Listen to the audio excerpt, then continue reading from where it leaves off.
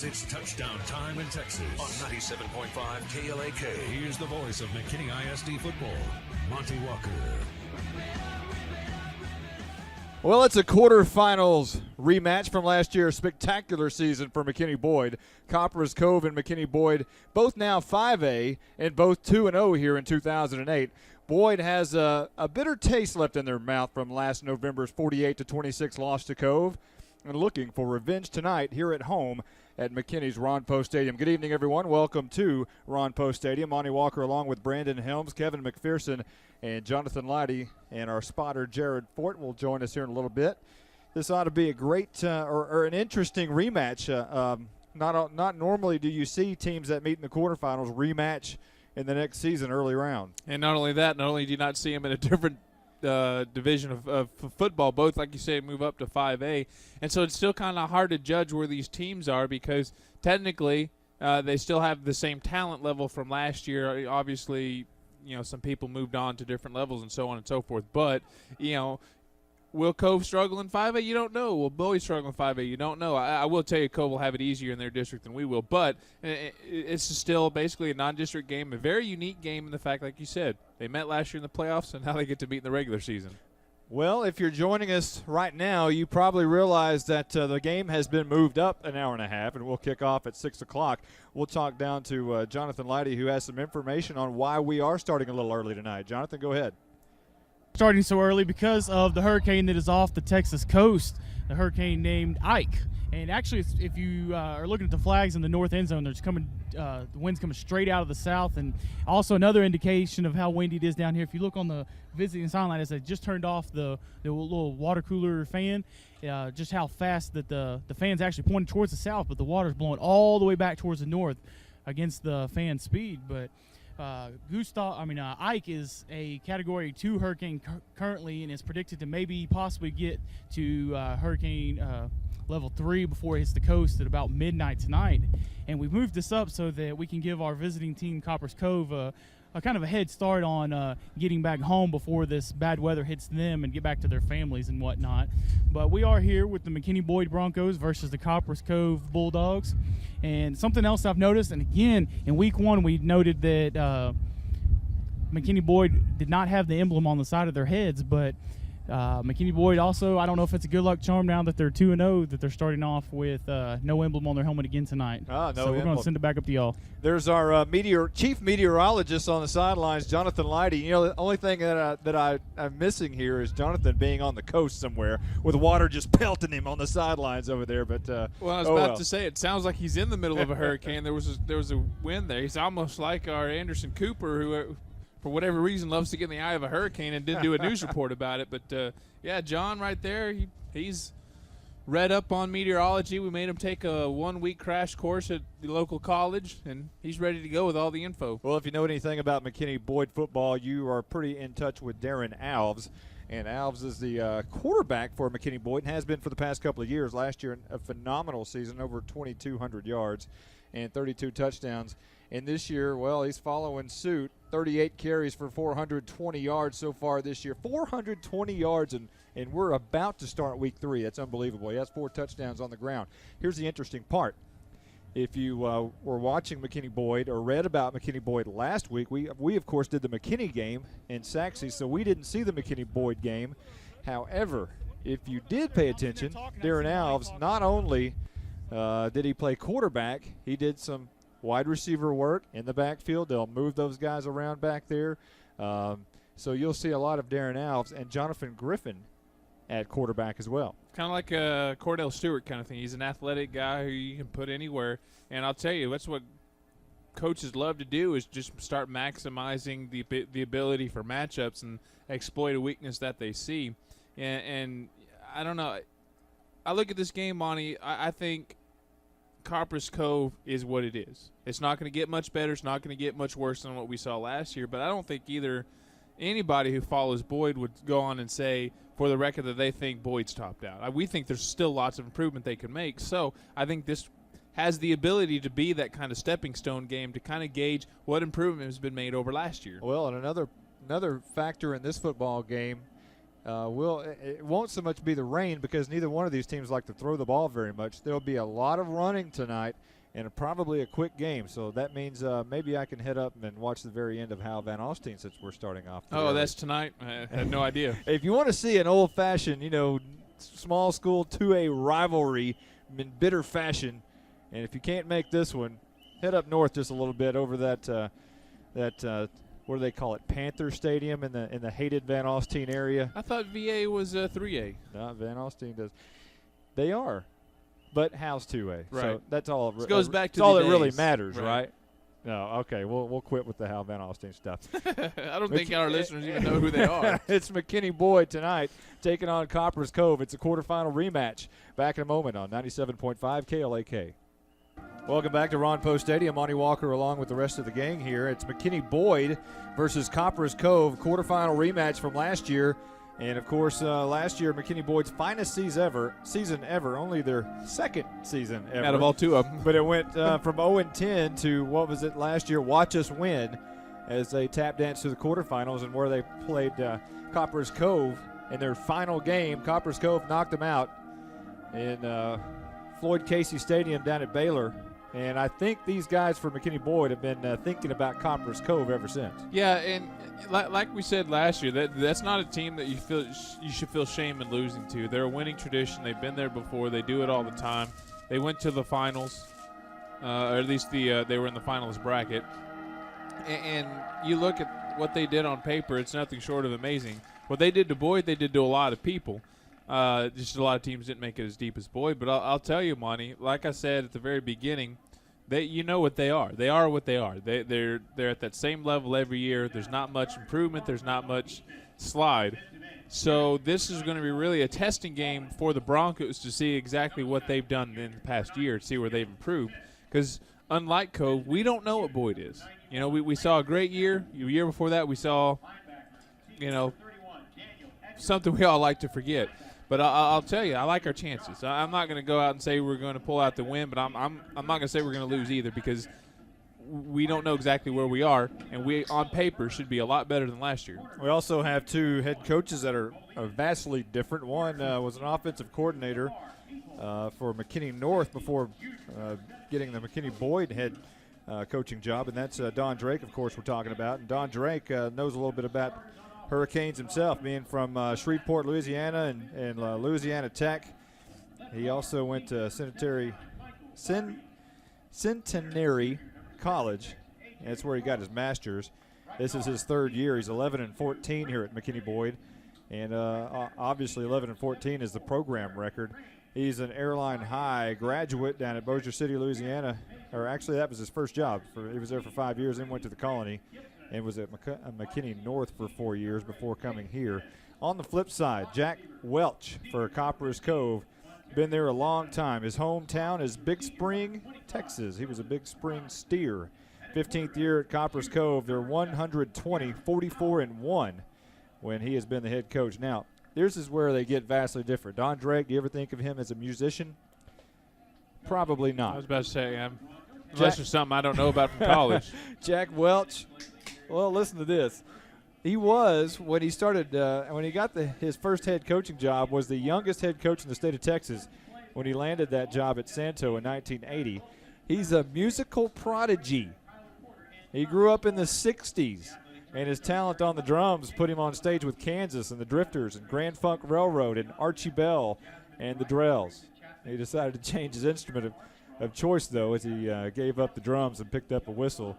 In his coaching career, took him to West Texas State, Kansas Wesleyan University, Fort Scott Community College, Louisiana Tech, and arrived at Copperas Cove in 1994 and has been vastly successful. I was about to say, he's been there ever since, and anytime a coach, particularly here in this state at the high school level, has been there since 1994, they've done some good things. Copperas Cove last year won 12 games, 12-3.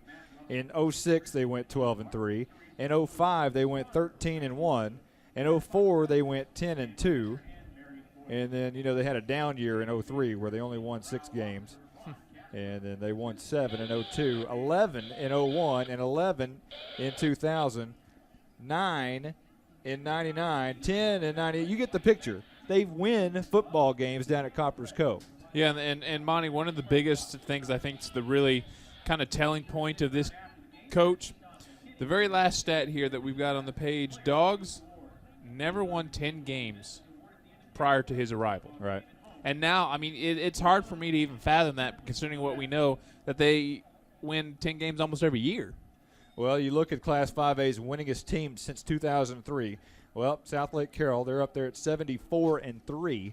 Then you go down to Katy at 70-5.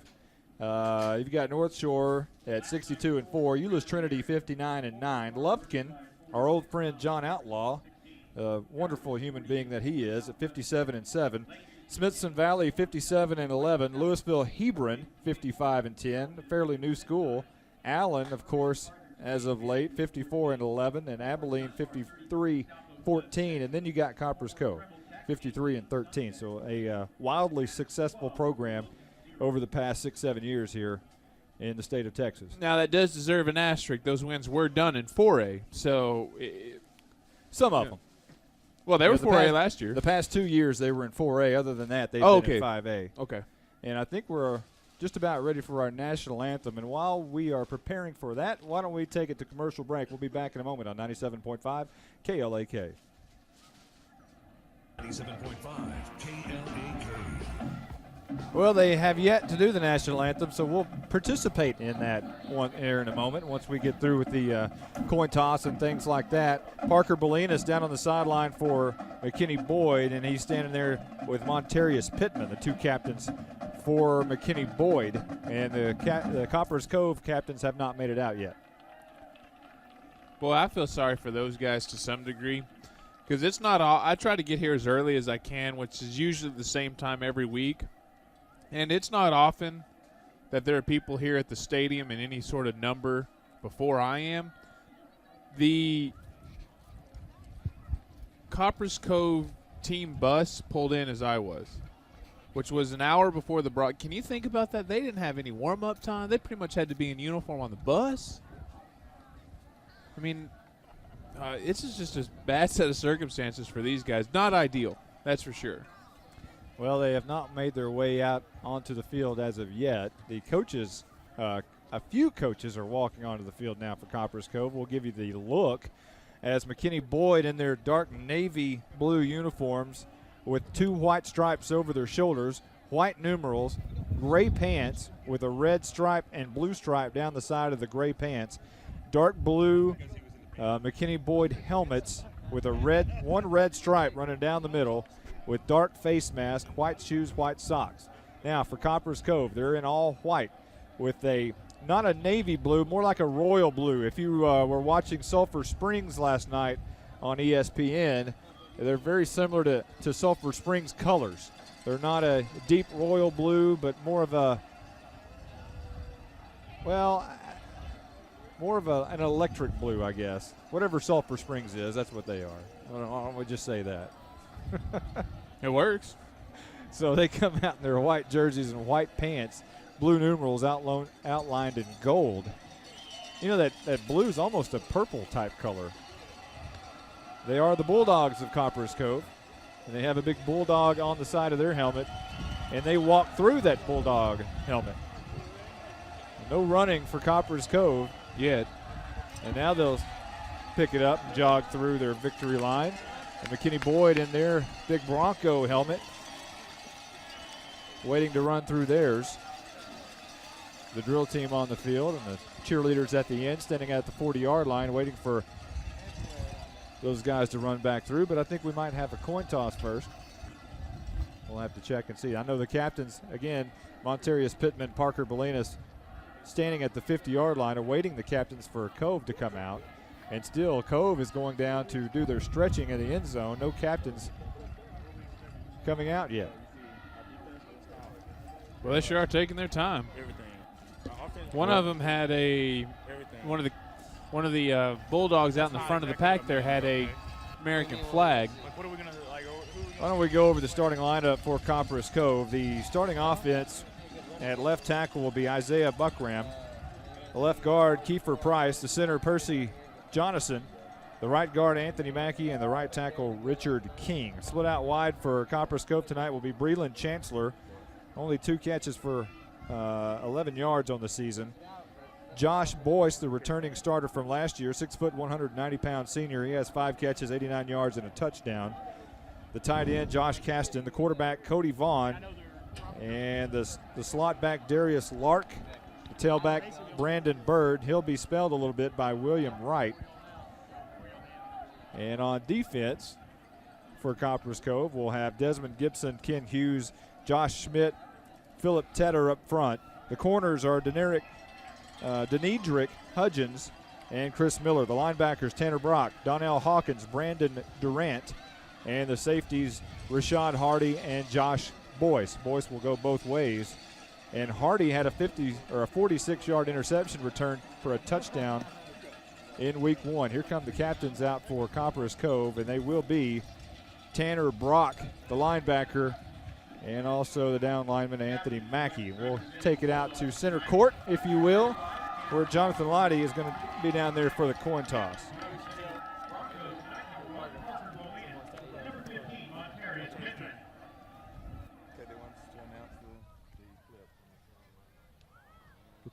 The official is talking with the players right now.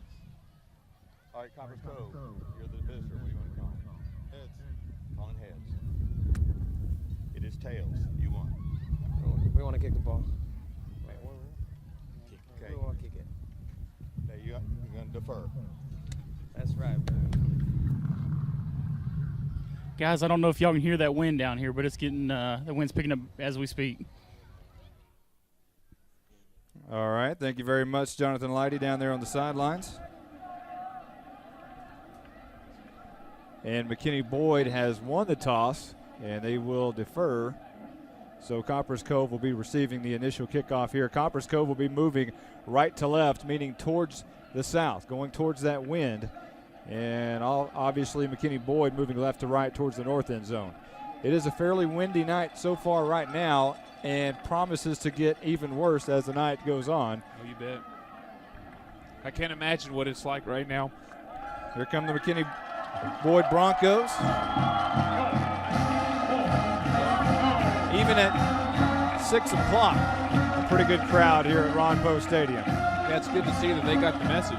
Well, and a lot of enthusiasm from Cody Sieber, the safety, trying to get his troops on board and fired up tonight. And we no doubt now will more than likely have the national anthem here in just a few moments. So we'll take another quick timeout and be back in a moment with more McKinney Boyd football on 97.5 KLAK.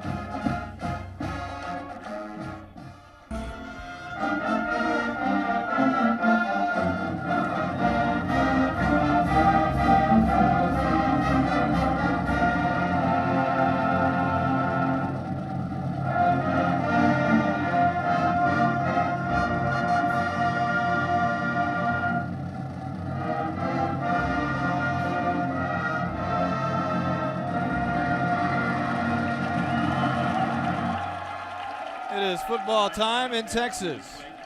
The McKinney Boyd High School Marching Band delivering our national anthem, and what a great job they did just a moment ago. Now, are we ready for some football? We've been kind of talking up here about it. It's been hot. We're looking into the sun. We're about ready for these guys to kick off. Well, I know, Monty. It's 6 o'clock. We've only got an hour left till we're on air. So normally we would be on air at 1 hour from now, but oh well, we're ready for some football. The helmets and tunnels are all deflated. Let's go. Let's get these guys on the field. And Copperas Cove will receive, starting out this football game, and heading back deep will be one of them. One is the normal tight end for Copperas Cove, which is Josh Caston. He will be one of the up men, and along with Robert Sutton. But back deep, we will have Chris Miller, who returned one already once this year, and also back is Josh Boyce, the returner. Kicking off for McKinney Boyd, as always, will be Philip Richardson. And Richardson seems like he's been around here for about 10 years. And Boyd will fake the Quill onside, and they'll back up now. And Richardson will try to boot this one up. Now he's going to stand about 7 yards away from the ball. Starts to walk, now runs, kicks the ball, about a low line drive down to the 18-yard line, taken by Boyce up the left hash. Cuts it outside to the near hash. Back inside is met and down at the 33-yard line. So it'll be 1st and 10 starting this football game, moving right to left, Copperas Cove at their own 33-yard line. Yeah, Connor Frazier made the tackle there. He's a 5'5", starting cornerback, so he's not very big, but he also has the ability to get around people who a larger player wouldn't have, and he really made that play. They had a good little wedge set up there on the left sideline, but Frazier was able to move through a couple blockers and make the tackle. 1st and 10 for Copperas Cove. His quarterback will be Cody Vaughn, and they'll run I formation starting out. Now, this is not something you see normally these days out of a high school football team. An old-fashioned I formation. Quarterback goes under center, and this is going to be a delay of game to start the football game. Couldn't get the play in. Boy, that's embarrassing. If you're that just upsets a coach like crazy when the very first play of the game you can't get it off. I mean, that should be the easiest one because you should go into the huddle knowing exactly what you should call. Well, we'll try it again. 1st and 15. 8 seconds off the clock so far in this football game. 1 penalty. Seems like a game we did here 2 weeks ago. Handoff, left guard, and that's going to be the big tailback there, which is Brandon Bird, and he'll gain a few yards out to the 32-yard line. Bird coming in on the season, 30 carries, 215 yards, and 3 touchdowns, but it was his backup who did most of the damage last week. William Wright had 16 carries, 85 yards, and get this, 5 touchdowns last week. That's a lot. No question about it.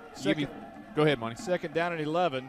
Vaughn wants to throw. Looking right side, throws. His man is caught shy of the 50-yard line. Enough for the first down at the 48, and that's Boyce on the reception for 15 yards, tackled by Parker Bolinas. They'll move the sticks. Yeah, Parker giving just too much of a cushion there. You've got to get up on these receivers. Now, obviously the downside risk is that you could give up a big play, but that was a first down of more than 10 yards. That's a big play. I formation, Copperas Cove, right to left. Vaughn looks up, wants to play.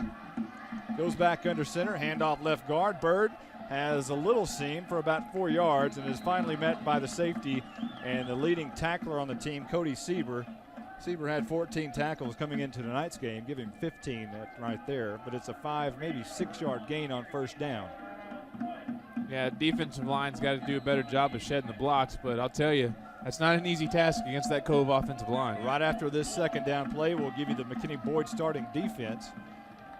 As Vaughn goes under center, 2 receivers, or 1 receiver either side. I'm so used to saying it the other way. Left side is going to be Josh Boyce. They move him over here, and it's going to be incomplete as he one-hopped his receiver. Now we'll give you the McKinney Boyd starting defense.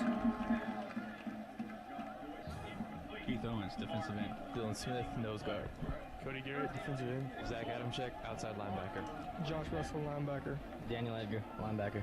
Miller Burns, outside linebacker. Lamar Peoples, corner. Parker Bolinas, corner. Cameron Mazer, safety. Cody Sieber, free safety. 3rd down and 4 for Copperas Cove. 10:25 left on the first quarter clock. Vaughn under center. He fakes the hand this time. Now throws left. Boyce again makes the catch, and he could be gone. 20, 15, 10, 36 yard for the touchdown. Cody Vaughn hits Josh Boyce. And just like that, it's 6-0. Copperas Cove. Boyce, 5 catches for 89 yards and 1 touchdown coming in. That's 2.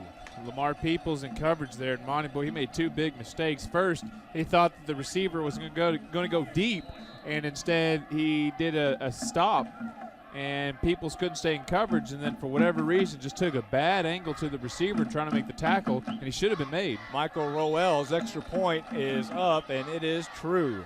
That makes him 14 out of 15 so far this year. 7-0 Copperas Cove over McKinney Boyd. 10:16 left to go in the first. Back in a moment on 97.5 KLAK. Pardon me, a moment ago I said it was a 36-yard touchdown. It's 46. Here's the JBS kickoff right on the goal line. It's going to be Pittman, and he crosses the 15. Going to be gang tackled there. That was your JBS Express kickoff. Let's go over the Mike's Economy Transmission scoring drive recap. 6 plays for Copperas Cove, 66 yards, 1:44 off the clock, and it was a 46, not 36-yard touchdown strike from Cody Vaughn to Josh Boyce on the near side.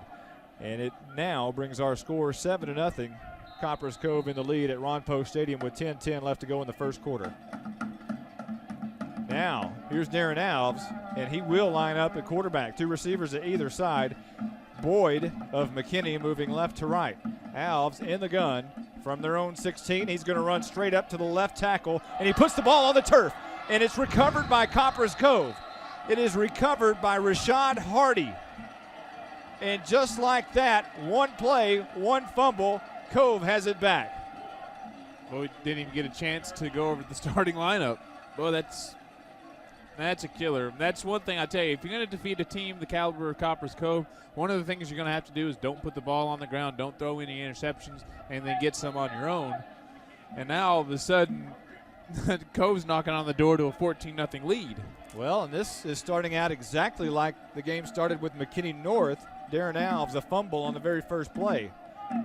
And they play like that, they're not recovering from this one. Well, now, for the first time, we'll see Cove in a shotgun formation with 2 receivers to the right. He wants to fake right now, throws right down the field. Some pushing going on. Josh Boyce goes up and can't come down with it. Looked like he pushed Parker Bolinas in the back, but there is no call. Yeah, if they're going to let him play, I'm all for it. I hope we see a lot more of that kind of caliber. But I tell you, I'm at least glad that Parker was in position because he didn't get burned, but he gave too much of a cushion on the play prior. That was really good coverage. 2nd down and 10 for Copperas Cove. Same formation, 2 receivers to the right, 1 to the left, 1 man in the backfield, and that's Bird. They run the option to the right. Vaughn's going to keep it now, pitches it out to the right. He puts the ball on the turf, and McKinney Boyd is recovered at the 22-yard line. Back and forth we go, just like 2 weeks ago. That's exactly what I said, Monty, didn't I? They needed to get some of their own, and they did. Parker Bolinas comes up with that recovery. Yeah, and that was a gift for him. That was supposed to be a pitch, and the ball never really was held onto that well. I'm not even sure that Braden Bird had possession of it, and it just hit the ground and just kind of laid there, died for him. Parker just had to fall on it. I think Brandon Bird had the ball for a moment, but just could not hold on to it. It was a hot potato. Here's Alves. He's going to run again. Left tackle met in the backfield and brought down immediately, a loss of a yard. It'll be 2nd down and 11. How about this? Why don't we go ahead right now and give you your McKinney Boyd starting offense? Brent White, offensive tackle. William Small, left guard. AJ Gross, center. Brenton Liggins, offensive guard. Michael Thurby, offensive tackle. Cameron Mazer, tight end. Grant Gibson, wide receiver. Joseph Robinson, running back. Montarius Pittman, running back. Colby Matsky, wide receiver. Darren Alves, quarterback. Alves throws it out to Joseph Robinson, and it falls incomplete just over the head and out of the outstretched arms of Joseph Robinson. And it'll be 3rd down and 11 with 9:19 left to go here in the first quarter at Ron Poe Stadium. 7-0, Copperas Cove leads over McKinney Boyd. And now they finally do change it over to the 3rd down on the sidelines. And Alves drops back 2 steps. Now he wants to run up the middle and nowhere to go. Met in the backfield again. And they have Alves' number tonight. Well, so far it's still early, so I have my hopes, but I'm telling you, Monty, with the defense that's as speedy as Cove, if you see a hole, you go for it. Use your quickness, try to get through it as fast as you can. He tried to make a cut back there, and it wasn't successful because there was a Cove defender who was being blocked who still made the tackle. Yeah, it was Desmond Gibson, the defensive end, 6'3", 200 pounds. And he's a senior, and he played like a senior on that play. Here's Alves, and back in punt formation. He'll stand at his own 6-yard line. Now backs up. His heels are on the 5. It's a nice snap, and the left-footed punter gets it off. It's a high, wobbly kick. Going to bounce at the 48 and take a McKinney Boyd bounce, and finally taken by Boyce on the other side of the 50. He makes a couple of moves and can't get past that 50. Brought down at the 47-yard line in Cove territory. A 39-yard punt and 3.69 hang time on Darren Alves' punt. Yeah, Monty, good job by the cover team. They didn't get there as quick as I'd like, because if they would, they may have gotten a great bounce on that, but they didn't allow any sort of return. It was just kind of a east-west instead of north-south juking. And I'll take that kind of return any day. Back under center goes Cody Vaughn for Copperas Cove. Right to left, 1st and 10 from their own 47-yard line, shy of midfield. And he fakes the hand up. He's going to give it to Bird, who's met right at the line of scrimmage. A great job up front by Cody Garrett. The defensive end for McKinney Boyd, he ran up and stopped Bird for a 1-yard loss. Second down and 11, maybe even 12. You know, I kind of feel like I've got a camaraderie with Brandon Bird. He spells his name different than the standard spelling, just like I do, so I know some of the pains he probably goes through in everyday life. 3 receivers to the right. I know that a little bit myself. Mine with an E and not with a Y. Yep. There's Vaughn. He's going to run the option. Now he wants to throw it to the outside. He's got his man. It's caught by the wide receiver out there, and that's Breland Chancellor, his 3rd catch of the year. Had 11 yards coming in. That one only going for about 6 yards, and it'll be shy of the midfield stripe only by about a foot, and it was Parker Bolinas in coverage pushing him out of bounds. Yeah, good job in the secondary there by Parker. He's, you know, we said it time again last year, he's one of the best corners in the district. 3rd down and 8 for Cove in I formation. They fake the hand, wanted to throw it down the field left side, and it's going to be incomplete. He was trying to hit his wide receiver, Sharon Miller. Miller has 1 touchdown on the year, 4 catches, 47 yards coming in. That one incomplete. It'll be 4th down for Copperas Cove. And doing the punting is Chris Barrick. I think the Broncos dodged a bullet because it almost seemed like Miller gave up on the pattern, and because if he'd have kept going, he'd have been wide open and an easy score. Actually, it's not Barrick. It's going to be Michael Roel who does the place kicking. He's also going to do the punting. And it's Cody Sieber. Oh, it's a bad snap. It goes right through his hands. Actually, it was a good snap, but he couldn't hold it. And Cameron Mazer brings him down at the line of scrimmage. So McKinney Boyd will take over in Copperas Cove territory, albeit the 49-yard line. And Monty, I've said this on the broadcast a time or two. You can win football if you have 2 of your 3 teams playing well, offense, defense, or indoor special teams. And right now, the Broncos special teams are playing real well, and the defense got to turn over the prior drive. They got to stop here. So if they can keep this up, they're going to keep themselves in it. I mean, we could be looking at a 21-0, and right now it's only 7. So here comes Darren Alves and company for the first time in Cove territory. Alves wants to throw. Left-handed tosser, and he throws it out for Chase Enos, and it's dropped at the 44-yard line. 2nd down and 10. 7:29 left to go in the first here at Ron Poe Stadium. Copperas Cove leading McKinney Boyd 7-0. It's one of those where you think he's trying to run before he has it. Chase, you got to make sure you make the catch, because if you don't make a catch, it doesn't matter how many yards you can get after that. Chase Enos split out wide right. Montarius Pittman in the slot on the right. Mazer, the stand-up tight end, on the left. And now a man goes in motion. And Darren Alves wants to run. Trapped in the backfield. Ball's on the turf again. Can he get back on it? Looked like he was in position to get back on the football. Cove says they have it. The officials are making no decision yet, and now they will say it is 3rd down. Apparently Darren Alves was able to get back on the football. Boy, if he did, he barely got that one because he wasn't in any position to get it done. But Monty, like I told you, it's the same defenders before who was there when he tried to make a cutback, Brandon Durant, and you just don't do that against this team. You go. 7-yard loss for McKinney Boyd as we spot Tony Romo in the stands here. Oh, is that there's someone wearing his jersey? Yeah, probably. 3rd down, and here's the swing pass out to Chase Ennis. Nothing doing there, and he'll make his way for about 3 yards. So it'll be 4th down once again. Now a late flag comes in. Philip Tedder made the tackle, but we'll have to see what the flag is. It's a face mask. Personal foul on Copperas Cove. What a break. Wow. Yeah, I believe it was Tyler Terrell, but I'm not 100%. No, correction, that was Brenton Liggins came up with no helmet on. So I'm guessing it had something to do with that. Wow.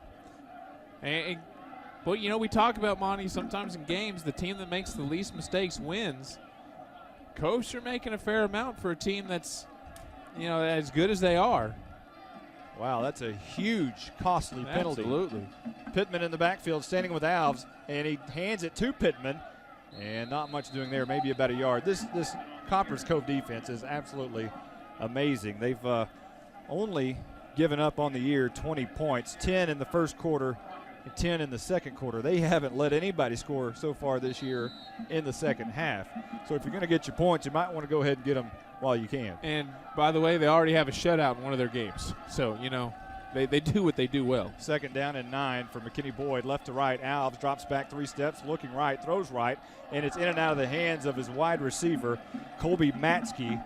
Matsky dove for it. It was not the greatest of throw, but it was thrown where only Matsky could get it, and he couldn't. Yeah, you almost wonder right now if they're in Darren Alves' head, because he's already put the ball on the ground twice. If he has positive rushing yards, I'll be surprised. Jonathan Griffin on the field, and he's in the slot, normally where Joseph Robinson is, but Griffin in the slot on the left side. They will move him in and out in motion. Yeah, -6 yards rushing. Here is Alves up the middle, make it more than that, as he's going to lose 2 more yards, 3 more yards, back at the 40-yard line. Wow, they are all over Darren Alves, and it's Ken Hughes on the stop for Copperas Cove, 5'8", 205-pound senior defensive tackle. Well, if you're going to stop this offense, that's a good way to do it. We have not seen anything like this. Well, and even last year, Alves still got his yards. Yeah, we've not seen Darren Alves stop like this ever. He has scored a rushing touchdown in every game he's played, and he's got negative yardage so far. Now, it is only 5:13 left to go in the first here at Ron Poe. 7-0, Copperas Cove in the lead, and Boyd back to punt. Whistles will blow before this one can get underway. Alves was about to punt that one away, standing at his own 46-yard line. We'll have to see what this one is. Very lethargic out there. Boy, no kidding. Really from both sides. It looks like a team that is playing a 6 o'clock game. Yeah, you may wonder if that has anything to do with it. And, like I told you, Cove, they're not working under optimal circumstances. They got in an hour before the game time. It is 86 degrees out on the field. Well, probably a little bit warmer than that actually on the field. Alves will now stand at his own 39-yard line to punt this one away. Good snap and a pretty good punt. High punt. It's going to be taken by Boyce. He fumbles the ball, and it's going to go out of bounds. Oh, he did it. Parker Bolinas recovers it at the 18-yard line. His second fumble recovery of the night. Josh Boyce had the ball go right through his hands as he was trying to catch the punt. And Bolinas was fighting to try to save it before it went out of bounds, and apparently he did. And you know what he should have done? Let it go. The Cove returner. You don't field that in that situation. When you're inside your 15 and you've got a return team bearing down on it, you let it go. You don't risk it. That's exactly why, because you have to try to make it on the run, and that's not a good situation, and you turn it over more times than not. Well, here's Boyd all of a sudden knocking on the door. Alves, 2-step drop, throws it across the middle, caught by Mazer at the 9-yard line. Mazer hauled it in.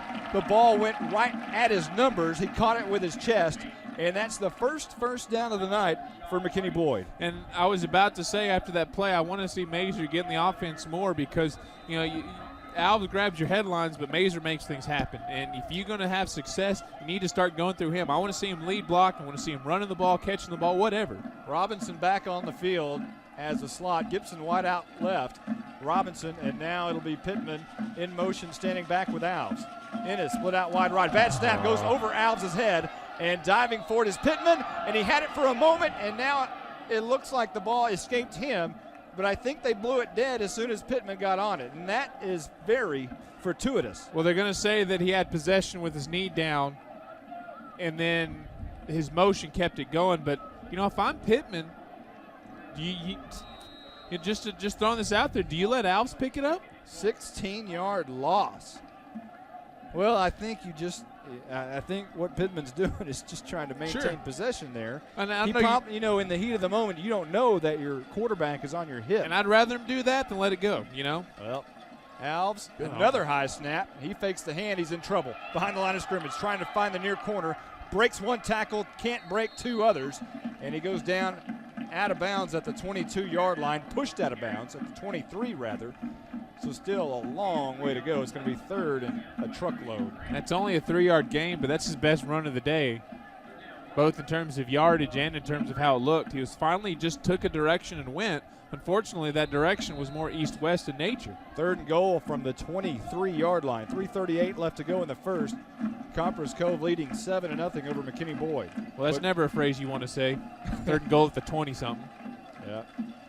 Robinson in the slot left, Pittman slot right.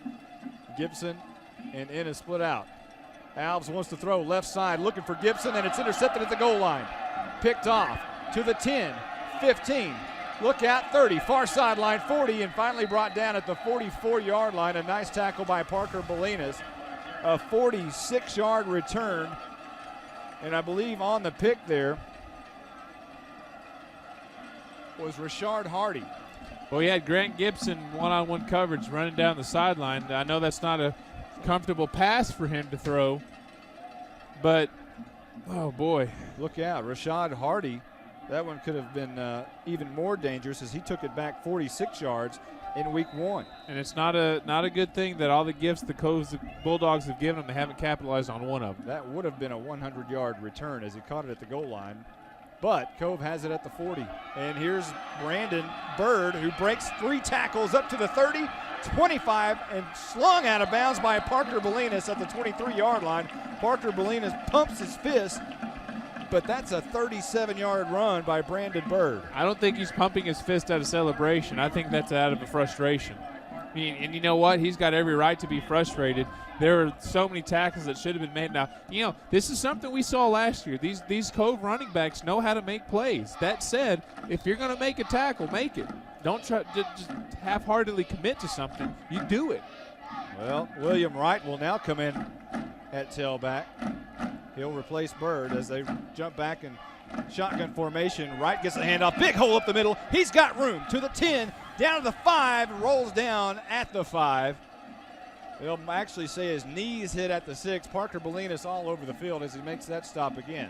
It'll be 1st and goal for Copperas Cove with 3:07 left to go in the first. 7-0 Copperas Cove over McKinney Boyd, and that was a 16-yard run. Yeah, it's never good when your secondary leads you in tackles because that means they're getting beyond that line of scrimmage far more times than you're happy with.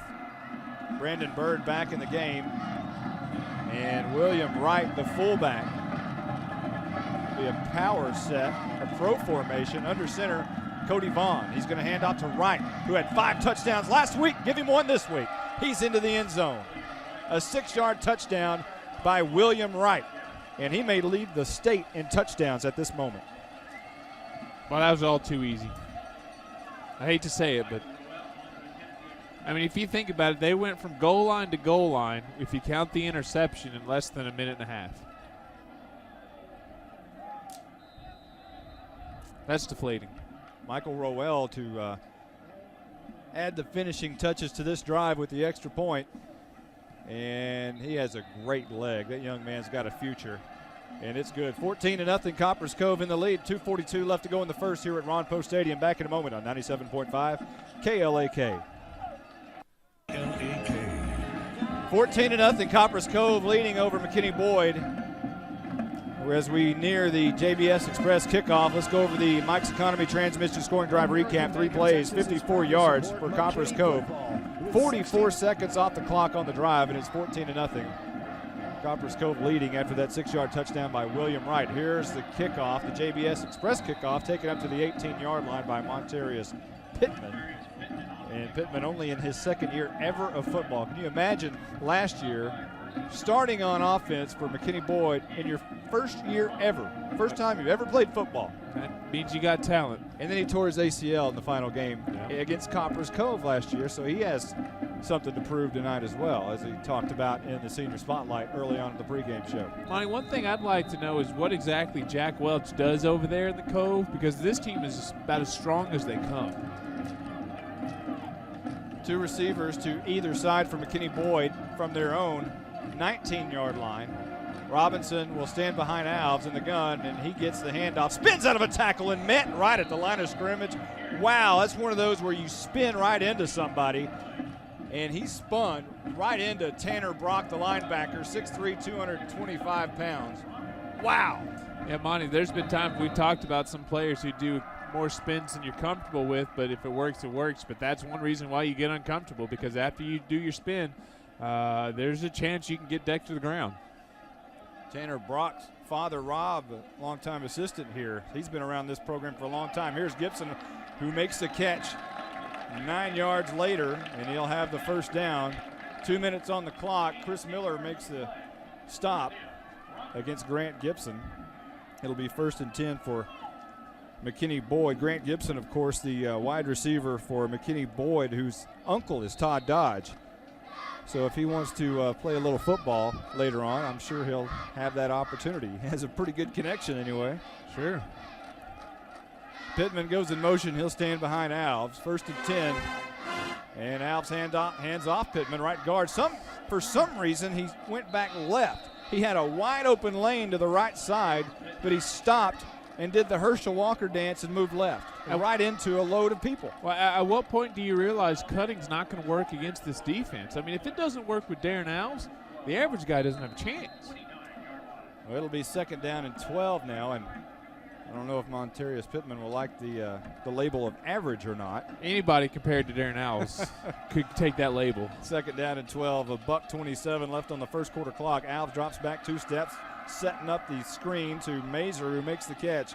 And really, Cove is giving you a little bit, but they will not give up the long play. Mazer makes a grab, but not for much there as they move the ball up to the 33-yard line. Yeah, one reason they won't give it up, they've got some of the best team speed you'll ever see. 3rd down and 8, and they are quick on defense. They're quick everywhere, They special teams and offense. Absolutely. It's tough to say which one's faster. Shotgun for Alves, and he drops back 2 steps, wants to throw again over the middle. Pittman drops it. It would have been a first down, went right through his hands, and Montarius Pittman dropped it at the 44-yard line. It'll be 4th down. As much as compared to what we've seen, you can't give Cove gifts. I mean, you just can't. And that's a gift, because that's going to be a completion that will bring up a first down, and instead you're now going to have to punt. And I tell you, Cove doesn't reciprocate when you give them gifts. Longest play of the night on offense for Boyd is a 10-yard pass to Mazer, if that tells you anything. Here's Alves, whose best work has been punting. And Josh Boyce brings this one in at his own 35, looking for a block. Oh, come on. Up to the 45, and finally brought down by a host of McKinney Boyd Broncos, including, well, a young man. Oh, it's Colin Henderson who brought him down. Brought Boyce down after a 34-yard punt by Darren Alves. Now Copperas Cove will take over at their own 47-yard line. Moving right to left still here in the first quarter. 33 seconds left to go. See the jersey right in front of you that you can't read the number of on the quarterback position? That's because you got blocked in the back on that last punt. Shotgun formation for Vaughn. And Vaughn will hand off to Brandon Bird. Big hole over the right guard, and he'll have about a 10-yard gain, 9.5, close to a first down.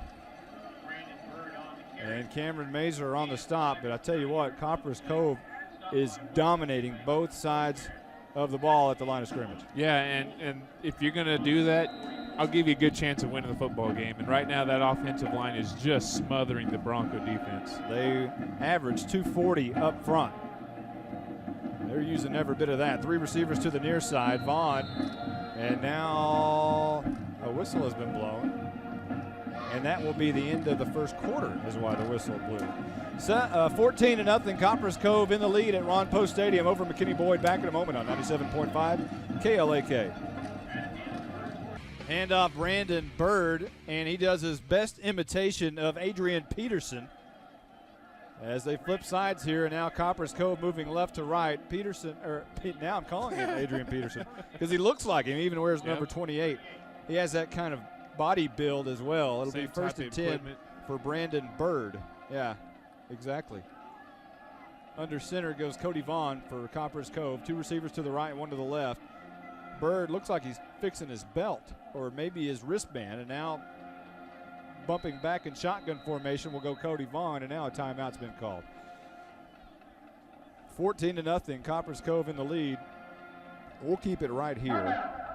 And I tell you what, something was wrong about that from the get-go. They called a formation. They got in their normal under center formation. Then all of a sudden, Cody Vaughn bumped back in shotgun, and then something wasn't right there. And Coach Jack Welch said, I think we need to talk this one over. Well, and I'm sure it wasn't a happy timeout either, because if you remember this, the very first play of the game was a delay of game. That's one of the easiest. This is the second play of the quarter, which means that should be one of the easier ones. We need to check down on the sideline with Jonathan Leidy and see what John's doing. John, go ahead. Surprisingly, not guessing the way this game's going right now, but the Boyd Broncos came out at the very beginning of the game with a lot of enthusiasm, unlike they did in the game against McKinney North that we covered last time. But it's kind of flattened out here, and as you can see with Kevin McPherson, the stats are probably a little on the lopsided side. Back up to y'all. All right, thanks a lot. John Leidy down on the sidelines. 1st and 10, Copperas Cove comes back out now, and they will go in shotgun formation here. And Vaughn wants to throw, looks left side, throwing it down the field. Deep ball left side, and it's caught, and it's now dropped out of bounds. Breland Chancellor trying to haul that one in down the field at about the 15-yard line, but it falls incomplete. Cody Sieber in coverage for McKinney Boyd. Yeah, good job coverage out there by the safety. You can't get any better than that textbook. The nice thing about it, the quarterback put it where only his receiver could get it, and that was out of bounds. So that's how good the coverage was. 2nd down and 10. Vaughn hands off to Brandon Bird. Met at the line of scrimmage. A great job up front by the McKinney Boyd Bronco defense. John Russell, the linebacker with 8 tackles coming in, makes the stop as he read that one perfectly.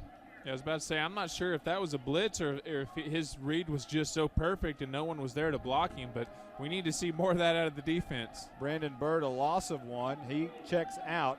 William Wright has to run in real quick to check into the football game. It'll be 3rd down and 11. Moving left to right, Copperas Cove from the Boyd 39-yard line. And they're going to fake the hand to right, and rolling left is Vaughn, throwing on the run, and it is up and incomplete.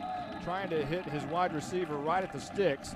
He was trying to hit Jerome Miller, but it couldn't bring it down. It'll be 4th down, and I'm assuming punt time here for Copperas Cove. Yeah, I would assume so too. And Monty, you look at what the Broncos have done so far. Special teams has played really well. The defense has played okay. If you can get anything out of your offense, you're going to have a chance. But I tell you, we have to start seeing something productive, something consistent out of that Bronco offense. Michael Roel going back in punt formation. And it's a good snap, right-footed punter. It's a high, wobbly kick. It's going to bounce at the 14-yard line and hit straight out of bounds on the far side. A 25-yard punt from Michael Roel will give McKinney Boyd the ball back deep in their own territory. They'll call it the 13-yard line. Now, you notice how there, Monty, the returner let it go. Didn't come even close to it, told everybody to get out of the way. And you know what happened? Went out of bounds, they had possession. I mean, that's exactly why you do it that way. We've seen 2 instances now, one where the returner tried to grab it and it ended up being a turnover, and this one they just don't take chances. 1st and 10, Darren Alves brings his troops back out, moving right to left now. 10:32 left to go in the 2nd quarter. McKinney Boyd trailing Copperas Cove 14-0 here at Ron Poe Stadium. 2 receivers either side. Alves wants to throw, looking right side, throws right side, and it's caught by Chase Ennis, who has a 1st down to the 24-yard line. They'll move the sticks, and finally a nice-looking play, and that one probably the longest of the night, 11 yards. And, Monty, you want to know what the Broncos are doing more than we've seen passing. That should tell you something. Yeah, they are not running the football like normal with Darren Alves. They've tried that. Alves on the night has negative rushing yards. It's probably about -8. We don't know exactly just yet, but he's not on the positive side, and there's going to be whistles blowing before this one get underway. The defense moved. Now, what I'm trying to determine is if the offensive line prompted them to. Now, I didn't see any movement, but that doesn't always mean anything because they're marking it off against the Broncos. So good, they shoot themselves in the foot again. 19-yard line is where McKinney Boyd will have the football. It'll be 1st down and long. Again, 1st and 15 for McKinney Boyd. 10:13 left to go in the 2nd. Trailing Copperas Cove. And I'm telling you, Copperas Cove's defense has been phenomenal. Yeah, we've only seen about 27% of the game, but right now this Cove team just looks head and shoulders above Boyd. You can't get Here's gifts. Alves on the run, running the option. He makes a man miss. Cuts it up 30. Look out, 35 to the 40-yard line. Alves, one of his patented runs to the left side, kept his feet moving, and 23 yards later, he's on the positive side of the rushing column now. We hope to see more determination out of the junior. That was a pure will play. Made a cut, even it ran into one of his own offensive linemen who was lead blocking for him, but he still was able to do what he does best and just make something. Alves running with some emotion there, never keeping his feet still. Wants to throw left side. Gibson hauls it in at the 49 and finally taken out of bounds by 3 defenders by Copperas Cove. One is Matthew Garrett, the other the linebacker Donnell Hawkins, and also over there Philip Tedder, the linebacker. Grant, he made a great catch going up for it, but was pelted as soon as he caught it. That's exactly why Cove is so good. But Monty, you've heard trying to set up the run, or using the run to set up the pass. It almost seems vice versa now for the Broncos. Broncos throwing way more than I ever remember seeing this team throw. Alves will fake it to Pittman. He's going to run left. He's caught in the backfield and finally driven down by 3 Cove defenders for a 1-yard loss. Donnell Hawkins, the middle linebacker, 6'1", 182, is going to get credit for that one. Boy, if you just think he can get past the first wave of defenders, get his feet set, he might be into something. But right now, I tell you, they don't seem to care too much that they're throwing the ball. 3rd down and 6 for McKinney Boyd, who is 0 for 3 so far tonight in 3rd down situations. 3 receivers to the right side, including Mazer. And they throw over to Mazer, who's wide open across the middle, looking for a block. 40, 35, 30. Barrels his way down to the 31-yard line. A great play underneath as Mazer ran underneath for 26 yards, caught the ball, and ran for about the last 15 of it. Yeah, and Monty, what I say in the first quarter, I'd like to see more of him get the ball because he's not your headline grabber, but he makes plays. And you give me 22 guys like Cameron Mazer, and I'll put a winner on the field. 1st down and 10. Now finally something cooking for McKinney Boyd. 8:15 left to go in the second quarter. 14-0, trailing to Copperas Cove here. Yeah, multiple first downs. 2 receivers either side. Now, here's what we wanted to see. Alves goes in the slot, and Jonathan Griffin moves over to quarterback, but now they'll throw a flag. I believe they had 2 men in motion at the same time. Yeah. And you can't do that. They were just trying to switch positions from slot to quarterback, and they'll throw the flag there. No, false start, not a legal procedure, or illegal motion. Did they call false start? Is that what they call there? I guess because Yeah. the quarterback moved initially. Yeah, that's right. If the quarterback's set, that counts. So Jonathan Griffin lines up in shotgun, and he wants to look left side, and he's got his man. Grant Gibson makes the catch again, and he goes down to the 22 again. Another nice play there by Gibson. He's just running the quick out, and that's going to be about 6 yards or so on 1st down. Oh, it'll be a 9-yard pickup. So it'll be 2nd down and 6 from the Cove 22-yard line. 7:31 left to go in the second quarter. Copperas Cove leading McKinney Boyd 14-0. Shotgun, Jonathan Griffin, and he looks left. He wants to run. He's got a lot of room on the right side. 20, bumps it out, and tries to bring it back in to the 20-yard line. And now a face mask call is going to be tacked on at the end of that one. For a moment there, Jonathan Griffin had lots of room to run all day to the right side, and just like that, they're going to wave off the flag now. But just like that, all of that running room disappeared. Well, they're a quick pursuit defense, and you got to be quicker when you face a defense like that. And you know, Monty, it's not often you see 11 guys who have the ability to get to the football like that, but I guarantee you some of these defensive linemen, you put them in the right scenario, they can win a sprint. Yeah, I mean, it's just amazing. These guys are tremendous athletes over there for Copperas Cove. 2 receivers either side. Alves now back in the gun. Griffin goes in the left slot, and Alves wants to run right up the middle, and he's brought down right behind the line of scrimmage. Josh Schmidt, the defensive tackle, will get credit for this one. Alves just has nowhere to go. He's used to taking a couple of steps and dancing around a little bit, trying to find holes to run through, and they're just not there tonight. I tell you, they have the athleticism on all 11 positions on that defense. The only time Alves has been really successful tonight on his one big run is when he just hit the hole and burst through it. No dancing. Here's Alves. He wants to throw right over the middle into traffic with 2 receivers. Jonathan Griffin and Cameron Mazer right there together. Neither one of them haul it in, and it falls incomplete. And that'll go over. That's a breakdown. I mean, that's just you'll never, ever, ever, ever see on a good play 2 receivers in the same area. That's just a complete breakdown because you make it easier to cover. 9 plays, 66 yards on that drive from McKinney Boyd, and it turned out with nothing. That's a shame, too. That was a good-looking drive to start. 6 minutes and 20 seconds left in the second quarter, 14-0. Copperas Cove leading McKinney Boyd. Handoff, Brandon Bird, left tackle, spinning out of a tackle. 5, 6, 7 yards, up to the 30-yard line. 8 yards to the, well, they'll mark him at the 29. They'll say his knee hit. So give him 8. It'll be second down and 2 as we're nearing under 6 minutes here in the second quarter. Cove just controlling the line of scrimmage on both sides of the ball. I formation, Vaughn under center, 2 receivers either side. And they're going to hand off to Brandon Bird, left guard. Big hole, left side, look out, 40.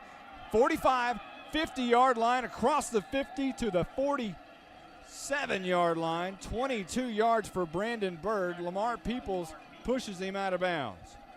A humongous hole on the left side of the offensive line and on the right side of that defensive line. Yeah, right now the defensive line's just getting outmatched.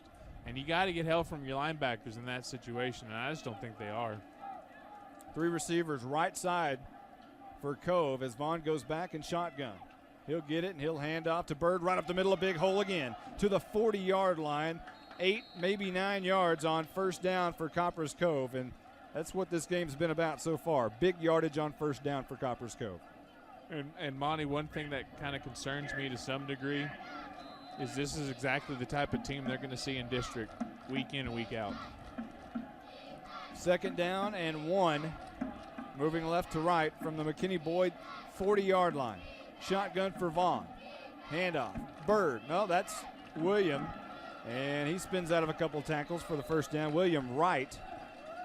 And William Wright is like the counterpunch to Brandon Bird. Bird, as we mentioned, kind of like Adrian Peterson-like, and William Wright more of a scat back, but he's also pretty big. Yeah, you've heard of thunder and lightning. This combo is just lightning and lightning. Yeah. First down and 10, left to right from the McKinney Boyd 34-yard line. Cody Vaughn will go under center for Copperas Cove, way deep in the backfield. They're going to fake the hand to William Wright, throw it all the way down the field, looking for Boyce. Up at the yard, and it's brought down by Cody Sieber. And he brings it down in the end zone, so it'll be a touchback, but a nice play on the home run ball. Cody Sieber goes up and takes it away from Josh Boyce. And again, Monty, we talked about it. The defense is playing okay. You know, they have a bend but don't break mentality. They give up plays, but somehow they've only given up 14. If they can just get something, anything out of the offense that puts points on the board, you know, I mean, they're right in this game. You know, you look at it, they've been getting dominated on the defensive line, but they've given up 14 points. And you know, I mean, if you do that week in, week out, just make plays, you need something from your offense to back it up. Right to left, Alves in the gun, drops back, 3 steps, throws across the middle, looking for Robinson, and that's picked off at the 40, 30, down to the 25, looking for a block, 20. Copperas Cove has it down at the 20-yard line, and on the pick is Chris Miller, and a 20-yard return. And now, once again, Copperas Cove back in position to score at the McKinney Boyd 20-yard line. Joseph Robinson was the intended receiver, and it was read perfectly by Chris Miller, who saw it all the way, stepped in front, and said, that ball's mine. Yeah, and we've talked about it in the past, and while it's gotten better, it still doesn't need to, it isn't where it needs to be. If this Bronco team needs the pass to start moving, it's not ideal situation. 4th turnover so far tonight for either team, and here's William Wright up the middle, and not much doing there as the defensive line does a pretty good job there as Keith Owens on the tackle along with Zach Adamczyk. It'll be second down and 10 at the 20-yard line for Copperas Cove. 4 minutes and 5 seconds on the clock here. 14-0, Copperas Cove in the lead. I guess they're getting ready to tee that thing up in Van Alstyne right now. The big silver spike. Go Hal Bulldogs. Here's a handoff for Brandon Bird, who puts it on the turf. He's trying to find it. It's behind his back. I'm not sure he got Still back on on the it. ground. Still McKinney Boyd players rushing to the football, trying to get it. Now I think Copperas Cove officially has the ball back. A 5-yard loss. It'll be 3rd and 15. That's another wasted opportunity, Monty, because that ball was on the ground longer than it needed to be for the Cove to pick it up, which means the defense should at some point been able to pounce on it. 3rd and 15, 3:19 on the clock in the second quarter. We near the American Bank of Texas halftime show, and here's Vaughn, wants to throw left side over the middle, and Josh Boyce can't come down with it. A nice play by Cody Sieber in position to really hit Boyce as soon as he went up for it, and he got fingertips on it and was hit right in the back. And Monty, oh, sorry. Do you think they should be passing at this point? I mean, they're running the ball real well. Yeah. And the big mistakes that come through the air. I think I would have a heavy dose of Brandon Bird. Right now, in the backfield for Copperas Cove is William Wright, and they fake the hand to him, want to throw again. Vaughn over the middle, same play. And this time they get an interference call. Oh, come on. Cody Sieber, they're going to call for interference on the wide receiver, Dakota Dollar. Dollar, it was the same exact play. It wasn't Boyce, though, on the route. It was Dakota Dollar, his backup. And they say Cody Sieber hit him too early. The last play was pretty close. Well, it looked like perfect timing both times, if you ask me. Well, that one looked a little bit more questionable than the one before, to me. But we'll see what that does for the yardage. And they'll spot it at the 9-yard line. Add it to the list. God, they made too many mistakes. That's a huge penalty against McKinney Boyd. It'll be 1st down and goal from the 9 for Copperas Cove now. From the McKinney Boyd 9. 3 receivers right side, including Dakota Dollar, split out wide right. It's Vaughn on the run that way, being brought down, throws it on the run, and it's incomplete. Almost there for the sack is Josh Russell, who was trying to bring down Vaughn as he threw it. Yeah, that's a good job coming from the linebacker position. Read that one perfectly. It was a roll out of the pocket. Cody Vaughn was looking downfield, but he saw a lot of Russell in his face. And in that situation, Russell just caused havoc, and that's exactly what you need to see from your linebacking core. 3 receivers right side, Vaughn, and William gets the carry, and he flips and spins his way into the end zone. William Wright, a 9-yard touchdown for Copperas Cove, and that was a wide open gap right through the middle of that offensive line. It's 20-0 awaiting the PAT. Yeah, it doesn't get much easier than that. Right as I was praising the linebacking core, they're AWOL on that play. And when your defensive line is just getting pushed around like they are today, you need your linebackers to step up even more. Michael Roel on for the PAT. It is up, and it is good. 21-0, Copperas Cove in the lead at Ron Post Stadium over McKinney Boyd. Back in a moment on 97.5 KLAK. The JBS Express kickoff is going to be taken at the 4-yard line by Jonathan Griffin, who will float his way to the 20-yard line. A 17-yard return by Jonathan Griffin. And now we'll do the Mike's Economy Transmission Scoring Drive recap. Copperas Cove goes 6 plays, 20 yards. Took a minute 31 off the clock, and it was a William Wright 9-yard touchdown that brings us our new score of 21-0. Cove in the lead at Ron Post Stadium with 2:44 left to go before the American Bank of Texas halftime show. Yeah, JBS Express not getting the attention they got last week. Yeah, with C.J. Gonzalez kicking it out of bounds 7 times last week. Pittman will stand behind Alves, and Alves wants to run the option to the left side. Closes in a hurry. He keeps it, and he's spun down after about a 3, maybe 4-yard gain. Josh Schmidt, the defensive tackle, will bring down Alves after that minimal gain. Yeah, I think I've sort of seen the chink in the armor so far for Alves. Normally he relies on those misdirection type moves where he's still going the same speed, but all of a sudden goes a different way. His speed's not staying constant. He's stopping and hesitating to go in another direction, and against this team, boy, that's a bad idea. 2nd down and 6. Joseph Robinson will come in motion, stand behind Alves. He gets the carry And he's fleet of foot, but only gets about 2 yards. Look for a moment, just for a moment you see this wide open lane. Yeah, but the Copperas Cove defense just slams it shut just like that. And I don't think he followed his blocker on that play. I think he went on the other side of his blocker, and man, use your help. McKinney Boyd 1 of 4 on 3rd down so far tonight. This is 3rd and 4. Alves wants to throw. Grant Gibson makes the catch again, makes one man miss, and finally brought down by 3 Cove Bulldogs at the 39-yard line. 13 yards, and Grant Gibson has been money so far tonight. Working on the cornerback over there. That's Denedrick Hudgens. And I'll tell you, Monty, that's been a bright spot for this offense is the play of Grant Gibson. This is an offense that has not thrown the football like this in quite some time. Alves drops back 3 steps, wants to throw right side, throws it out. All alone is Enos, who brings it down at the 47 and makes his way down to the 44-yard line. A 17-yard pass and catch from Alves to Chase Ennis, and that'll move the sticks. It'll be 1st and 10 with a $1:13 left to go before American Bank of Texas halftime show. Down 21-0. McKinney Boyd to Copperas Cove at Ron Poe Stadium. Yeah, that was a sharp-looking pass there by Darren Alves. Right on the money, lots of zip behind it.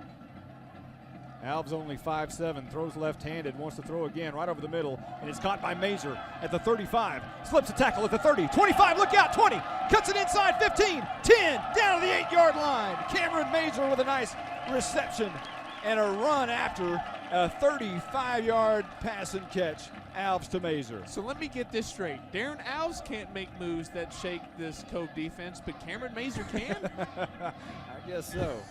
I mean, he made 2 moves, made 2 guys miss, got a great block for another one. All of a sudden, this passing game looks great. Alves in the gun, 2 receivers either side. Now Pittman will move out of his right slot and stand behind Alves. And he wants to run the option. Alves gets a block from Pittman, trying to find the left side. 10, cuts it up 5, down to the 4-yard line. Alves, where he normally squirts through, did not squirt through. Chris Miller on the stop, the cornerback for Copperas Cove. 38 seconds on the clock before halftime, and a timeout has been called. We'll keep it here.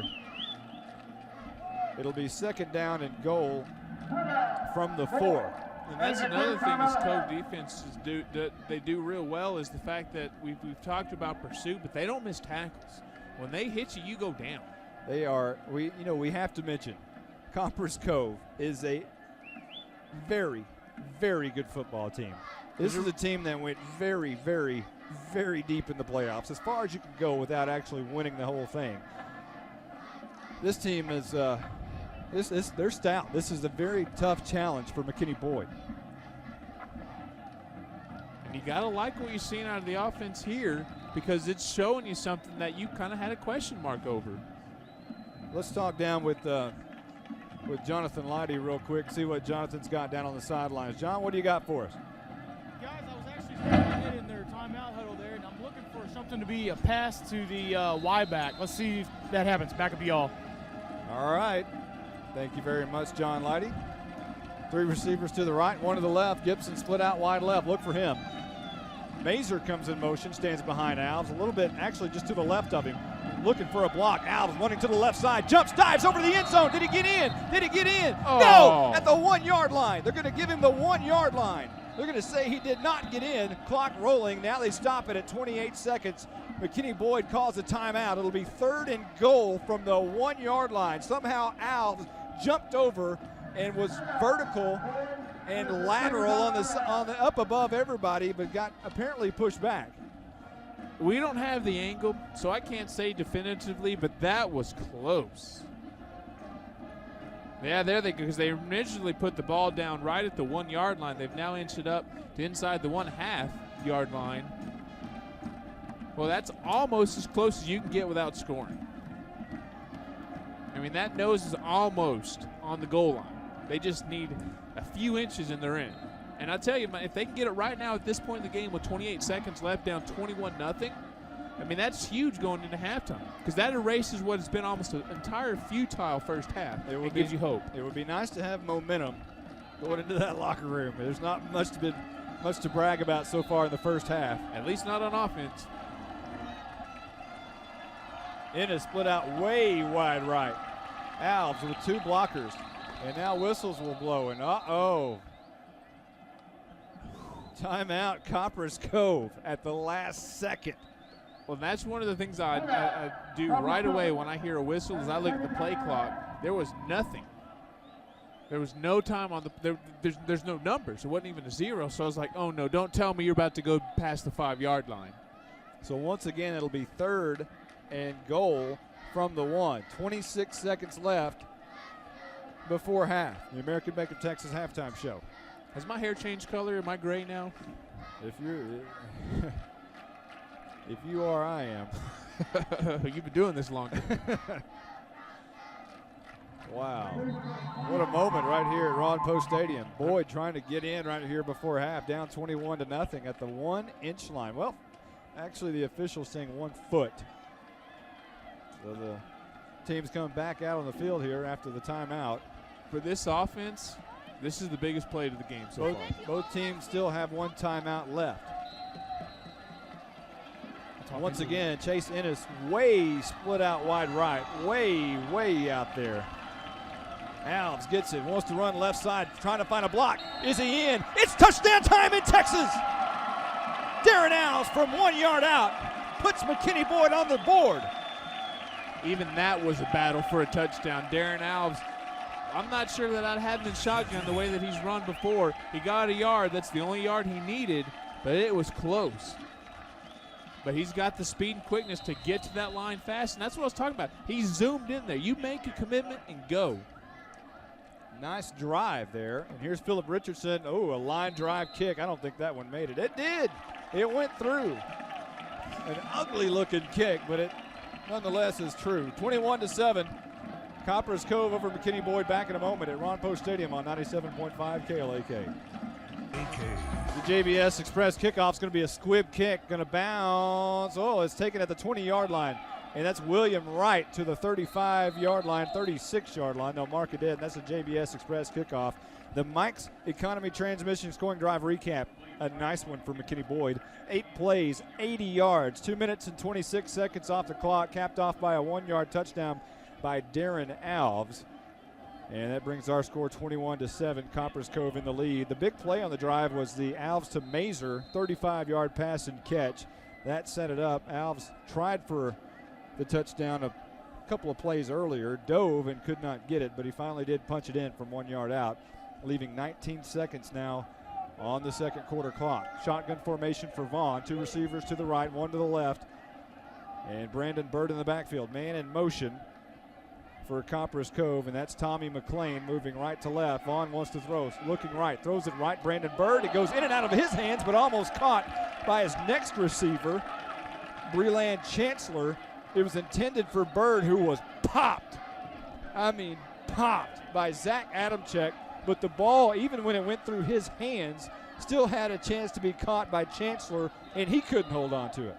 Yeah, you got to like the linebacking core in spurts today. They've done real well, and that's a play that's read right from the beginning. 3 receivers left now, and now movement by Josh Boyce on the far side. He wasn't set yet from his split out wide position, and he moved his left foot a little bit, and that's going to be a false start against Copperas Cove. If I'm Cove, I'm taking a knee right now.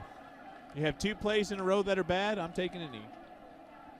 And while you're doing that, I'm giving the signal to air it out. Yeah, because Copperas Cove. That's worked for him today, hasn't it? Yeah, I mean, I don't know if I take that risk given the fact that they've thrown almost as many interceptions as completions. 2 receivers to the left, 1 to the right. Cody Vaughn in shotgun, handoff Brandon Bird right up the middle, right guard. Not much doing there. And well, is he going to fight? He's still fighting. He still has not gone down, and finally does, taken down by Cameron Mazer with 3, 2, and 1. That is the end of the first half. Copperas Cove leading McKinney Boyd 21-7 here at Ron Post Stadium. The American Bank of Texas halftime show coming up next here on 97.5 KLAK. Little gifts in return, but at the same time, you can be optimistic, sure, but it's a tough team. There's no question about it. We're going to go ahead and take a quick timeout here. 21-7 at the half. Copperas Cove over McKinney Boyd. Back in a moment at Ron Post Stadium on 97.5 KLAK. Welcome back to Ron Post Stadium. Monty Walker along with the rest of the gang. It is 21-7 here at Ron Post Stadium. Copperas Cove in the lead over McKinney Boyd as Copperas Cove out and they're in their inflated helmet tunnel once again. Boyd in their end zone. Looking like they've got their big Bronco blown up, and they're about ready to run through theirs here in just a moment as they're still doing a little bit of their stretching out there. Parker Belinas coming out on the field as the captain, and he's going to meet Josh Boyce on the far sideline, and they'll do their customary second half captain meeting, and McKinney Boyd will be receiving here in the second half to open it. And Monty, we talked in the pregame of just how good the Bulldogs were in the second half. The Hal Bulldogs? No. Oh, Copperas Cove. No, the one that matters. No, but they haven't given up a point in the first two games of the year. So this is going to be a challenge for the Broncos to try to get back in this one. And I'll tell you, Monty, if the Bulldogs continue to respect, and I use that term loosely, the passing game and Darren Alves does what he did during that last drive, it's not out of the realm of possibility. They definitely have a chance to do something if they can continue moving the ball like they did, because the defense, like I said, has played okay. The special teams has played well. If the offense picks up the slack, we've got a ball game. Well, the captains just got through making their way out on the field, and as you could probably hear, Copperas Cove sideline making some noise because their team ran through their tunnel all the way down to the far side, and here comes McKinney Boyd. So we'll hear from their fans, the home crowd tonight on the home radio broadcast.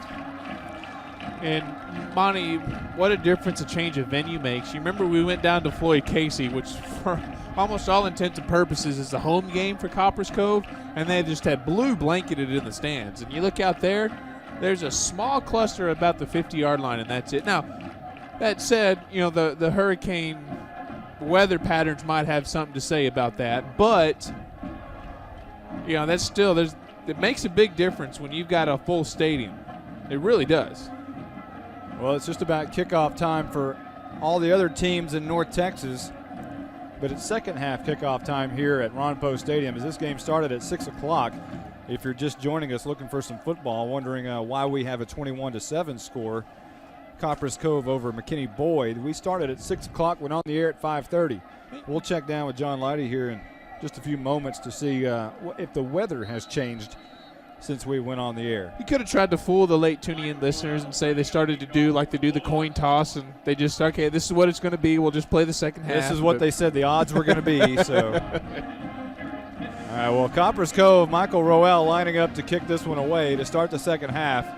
The JBS Express kickoff is underway. A high, booming kick going to be taken by Pittman at the middle of the field at the 2-yard line. Coming left, shakes one defender and popped by William Wright at the 20-yard line. Stood up and drove back down. So it'll be 1st and 10 for McKinney Boyd, moving right to left from their own 22-yard line starting out. Yeah, just a solid little return. It looked like there was the possibility that the ball could have been stripped, but he held on to it real well. So, I mean, again, special teams has played pretty well, and that's a good example of it, a solid return. Of course, that said, how good is their kicker? Oh, absolutely. Starter last year was extremely impressive as a junior. Michael Roel, you talk about. 2 receivers to either side. Pittman goes in motion, and they're going to fake the hand to him. Alves wants to throw down the field. Grant Gibson has it go in and out of his hands and incomplete. That's the first time he's dropped a pass tonight. He has been Johnny on the spot and money so far tonight, but that one starting out the second half falls incomplete. It'll be 2nd down and 10. Yeah, and that would have been close to a first down if he could have held on to it. So a little bit of a break. Again, if you're going to make that kind of play, though, you'd rather do it on first down so you have a little bit of a wiggle room instead of doing it like on a 3rd down where you're going to have to turn around to punt it. But again, good job by Alves getting it there. His passing slowly gotten better in this game. 2nd down and 10. 11:46 left to go in the second. Just underway here in the second half. Pittman comes in motion, stands behind Alves. And he's going to get the hand, coming left guard, and lowers his shoulders and gets maybe a yard. It'll be 3rd and long once again, and that's Tanner Brock, the linebacker, on the stop for Copperas Cove. Well, and that Cove defense still keying on the run. They're almost going to have to – it's like they're telling the Broncos, if you're going to beat us, you're going to have to do it through the air because you're not doing it on the ground. 3rd and long, 3rd and 9 to be 18 left to go.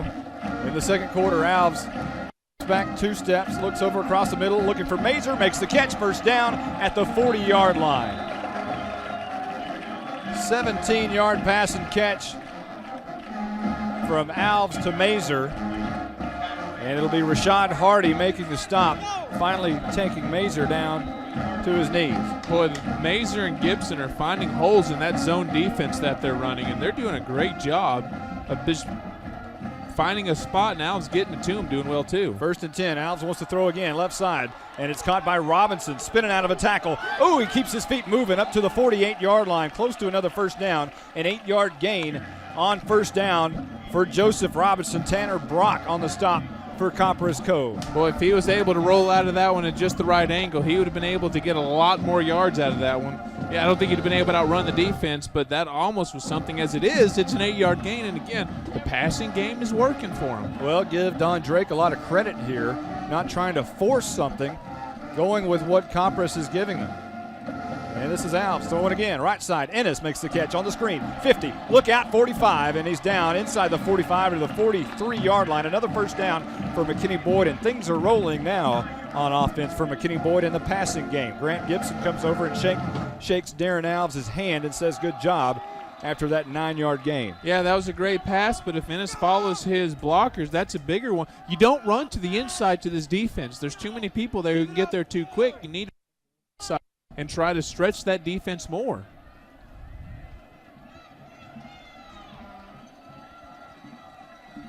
Total offense is totally even now. Here's Alves, who runs up the middle, breaks a tackle. He's got the 30. Look out, 25, 20, 15, 10, down the sidelines. It's touchdown time in Texas. Darren Alves from 33 yards out, and that's what we're accustomed to at Ron Post Stadium. 43 yards. But you know why that worked? It was a passing play. They were out in coverage, and there were just not that many people pursuing. The passing game right now was setting up that run, and Alves was finally able to do what he does best, see the defense for its full vision, find the hole and pick its way through, and then just speed down. Never count out Don Drake and his offensive mind. There's the extra point by Philip Richardson, and that is good. 21-14, look out. Grab your socks and pull. We got a football game. 9:44 left to go in the third quarter. Back in a moment on 97.5 KLAK.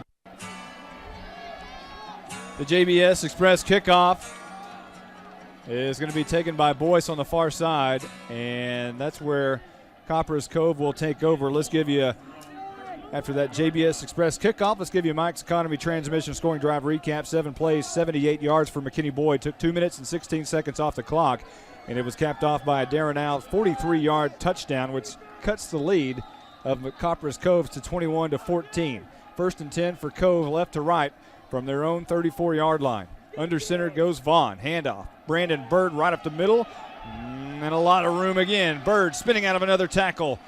14 yards to the midfield stripe at the 50-yard line, and that'll be another first down for Copperas Cove. Let's check down on the sidelines with Jonathan Leidy. John, tell us about the weather. That's why we started this game early. Is it changing any yet? Guys, actually this weather has changed. The wind has died down. We have a slight wind that's actually now coming out of the east rather than the south. And if you look above the stadium, the sky is somewhat clear with the clouds all around. Kind of the calm before the storm. Back up to y'all. All right, thanks a lot, John. Under center goes Cody Vaughn once again on 1st and 10. Left to right from the midfield stripe. Handoff. Brandon Bird right up the middle, another big hole, and he's got as much running room as he wants tonight. 6 yards on first down. Actually, they'll mark him at 45-yard line in Boyd territory. 9:03 left to go in the third quarter, 21-14. Copperas Cove leading McKinney Boyd. Yeah, and Monty, going back to that last touchdown real fast, that's the first points given up in the second half by that Bulldog defense. So right now, Bird's averaging over 7 yards a carry, and that's just not going to cut it. 77 yards for Brandon Bird so far, and we're just now starting the third quarter. I formation, Vaughn. He's handing it off up the middle, and that's William Wright. Shakes and bakes his way to another first down into the 35-yard line. 10 yards for William Wright, taken down by Cameron Mazer. And I tell you what, you almost wonder why in the world Copperas Cove was even trying to throw the football earlier on in the game. Maybe they're just trying to show some things on their game film. I don't know, because they can run the ball whenever they want to. Well, the only other thing I can think of is that they're trying to pass in non-district to get them accustomed to it when they need it in district. High formation, 1st and 10, Copperas Cove handoff. That's William Wright once again right up the middle, and another big move. He shakes his hips and makes his way down to the 21-yard line. 14 yards for William Wright. Miller Burns makes the stop for McKinney Boyd. 8:12 left to go in the third quarter. 21-14. Copperas Cove over McKinney Boyd.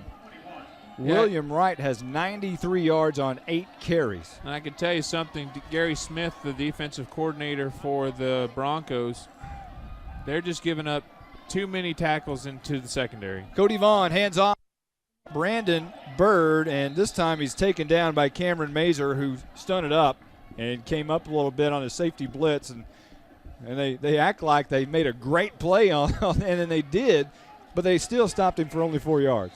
Yeah, but what position does he play? Safeties. Too many secondary tackles. Well, they brought him up on the true. blitz. That's true. High formation. 5 down linemen for McKinney Boyd. 2 receivers right side. Handoff William Wright. Met at the line of scrimmage and driven backwards. They may give him forward progress of a yard or so, and they will. And now it'll be 3rd down and about 5 from the McKinney Boyd 16-yard line. See, that's something I like there, Monty. It looks like what they're doing is committing their secondary to man-on-man on the receivers, and then what they're doing is just bringing everybody else up. Now, if you do that, you got to make sure you make the tackle, because if they get behind you, you're in trouble. Fullback into the game for Copperas Cove is Charlie Awamua, as Cody Vaughn will go under center. Hands off. Brandon Byrne, right guard. No, he's going to keep it on the bootleg. Faked me out, faked Boyd out, and has got a first down inside the 10 to the 8-yard line. A first down and a tremendous play call of 9 yards by Jack Welch on the bootleg. Parker Bolinas made the stop, or it would have been a touchdown. That goes back to what I was talking about. They were committing everybody up, and they did a misdirection play, and the defense bit. What a call. Oh, great.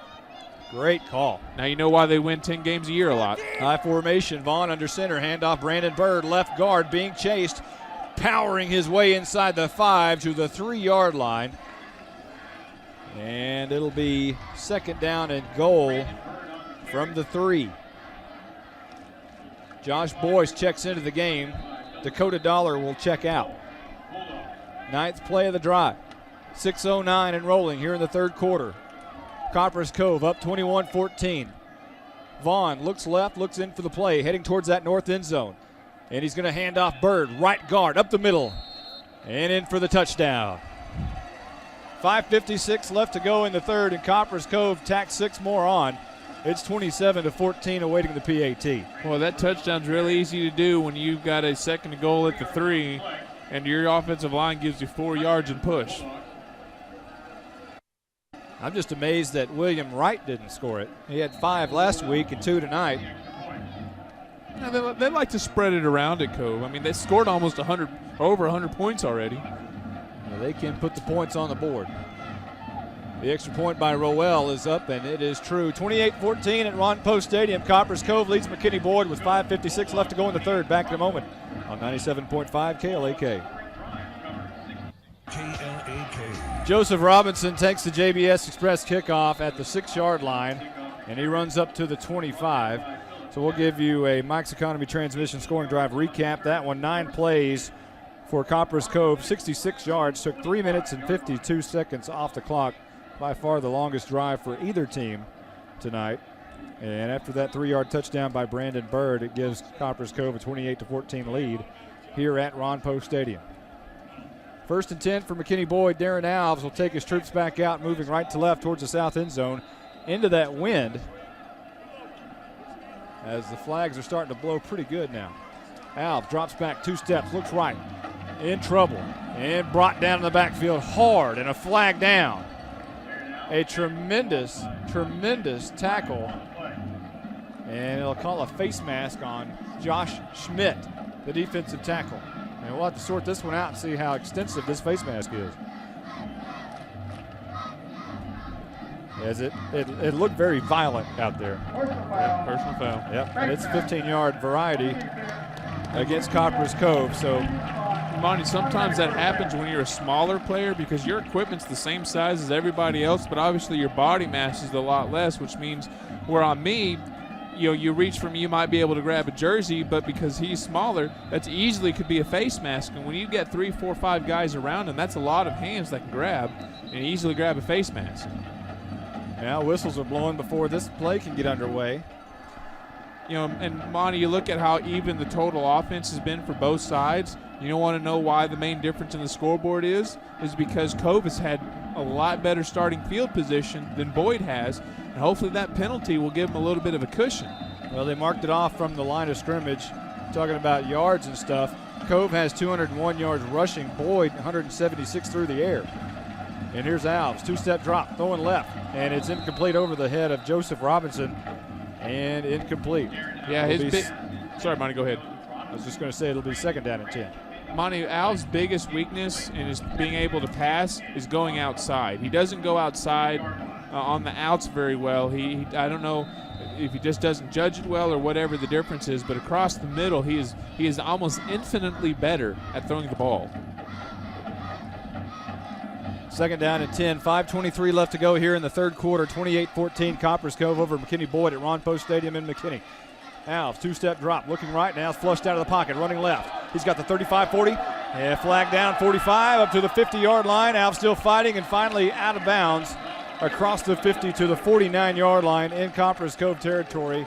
It is going to be Chris Miller, the cornerback, who finally takes Alves out of bounds. Shame there's going to be a holding play because that was a beautiful run. However, the reason it is a beautiful run is the reason there's a flag because Alves scooted around and made some dancing out there, put the offensive lineman at a disadvantage when he's blocking because all of a sudden his defender's going in a different way. So, the reason it's a good run is also the reason it's a penalty, so that's tough. Passing yards for Darren Alves tonight. He's 13 out of 23 with one interception and 167 yards through the air. They're going to mark this one back. They're going to take this, I guess it's going to be a holding call against McKinney Boyd. It'll be a spot foul, so we'll take the ball back to the 30-yard line.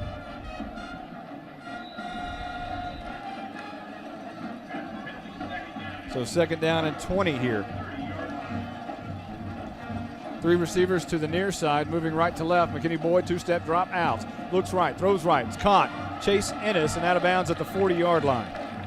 Almost got the penalty back in one play. That's a good sign. And again, it comes from passing. Almost looks too, Monty, that his out on the right side, he's able to throw a lot better. I don't know if it's because he's a lefty and he's not throwing across his body. I mean, that's my guess as to what it is.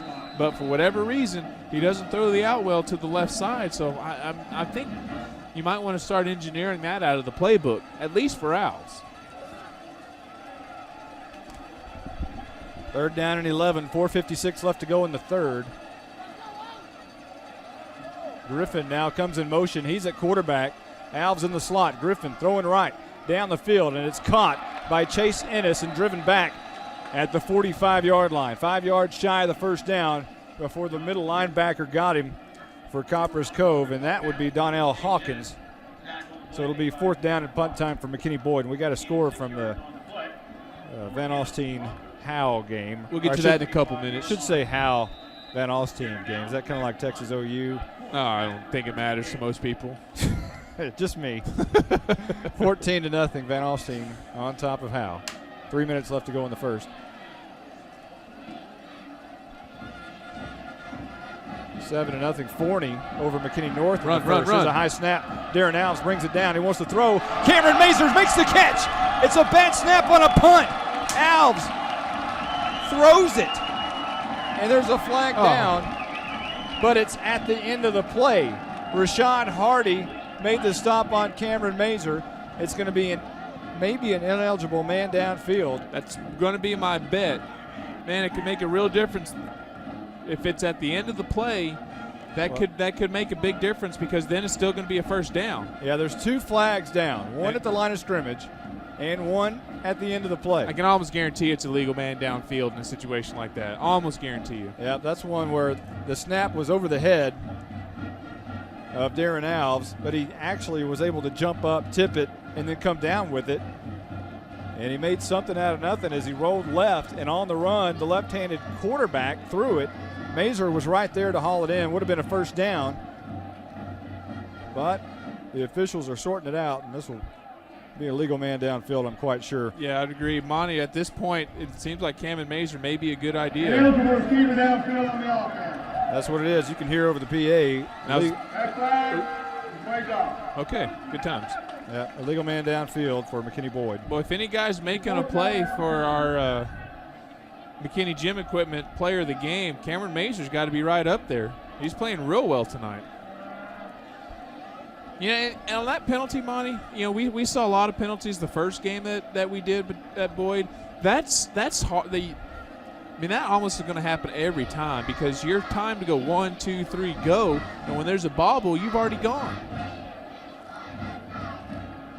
But still, that was a good play by both Alves and Mazer to have presence of mind, along with the entire punter team for that matter. 5 penalties for 40 yards for McKinney Boyd. Darren Alves will go back in punt formation once again, standing at his own 25-yard line. Low snap, digs it out. And a good punt by Darren Alves. A low spiraling kick, bounces at the 15, and will go out of bounds inside the 10 at the 9-yard line. A tremendous 51-yard punt by Darren Alves. It has 3.43 seconds on the hang time. Wasn't much of a high kick. The hang time is how far it went on the low line drive. I was about to say that low line drive sometimes, while you're right, doesn't have the hang time. That can be your long distance punch because it's already heading in a direction that's going to give it a lot of momentum once it hits the ground, which leads to those big rolls. The question is whether or not they field it, but given where they are on the field, I wouldn't field it if I were them given what happened earlier. 1st and 10 for Copperas Cove, left to right, deep in their own territory at their own 9-yard line. 3:48 left to go in the third. Copperas Cove leading here 28-14 over McKinney Boyd. Handoff, Brandon Burns up the middle, and a nice play in the backfield. Oh, what a nice play. That's the linebacker. That's going to be Josh Russell coming up from his linebacker position and making the stop in the backfield. A big loss of about 4 yards back to the 5-yard line. And kind of adds a little salt to the wound on that?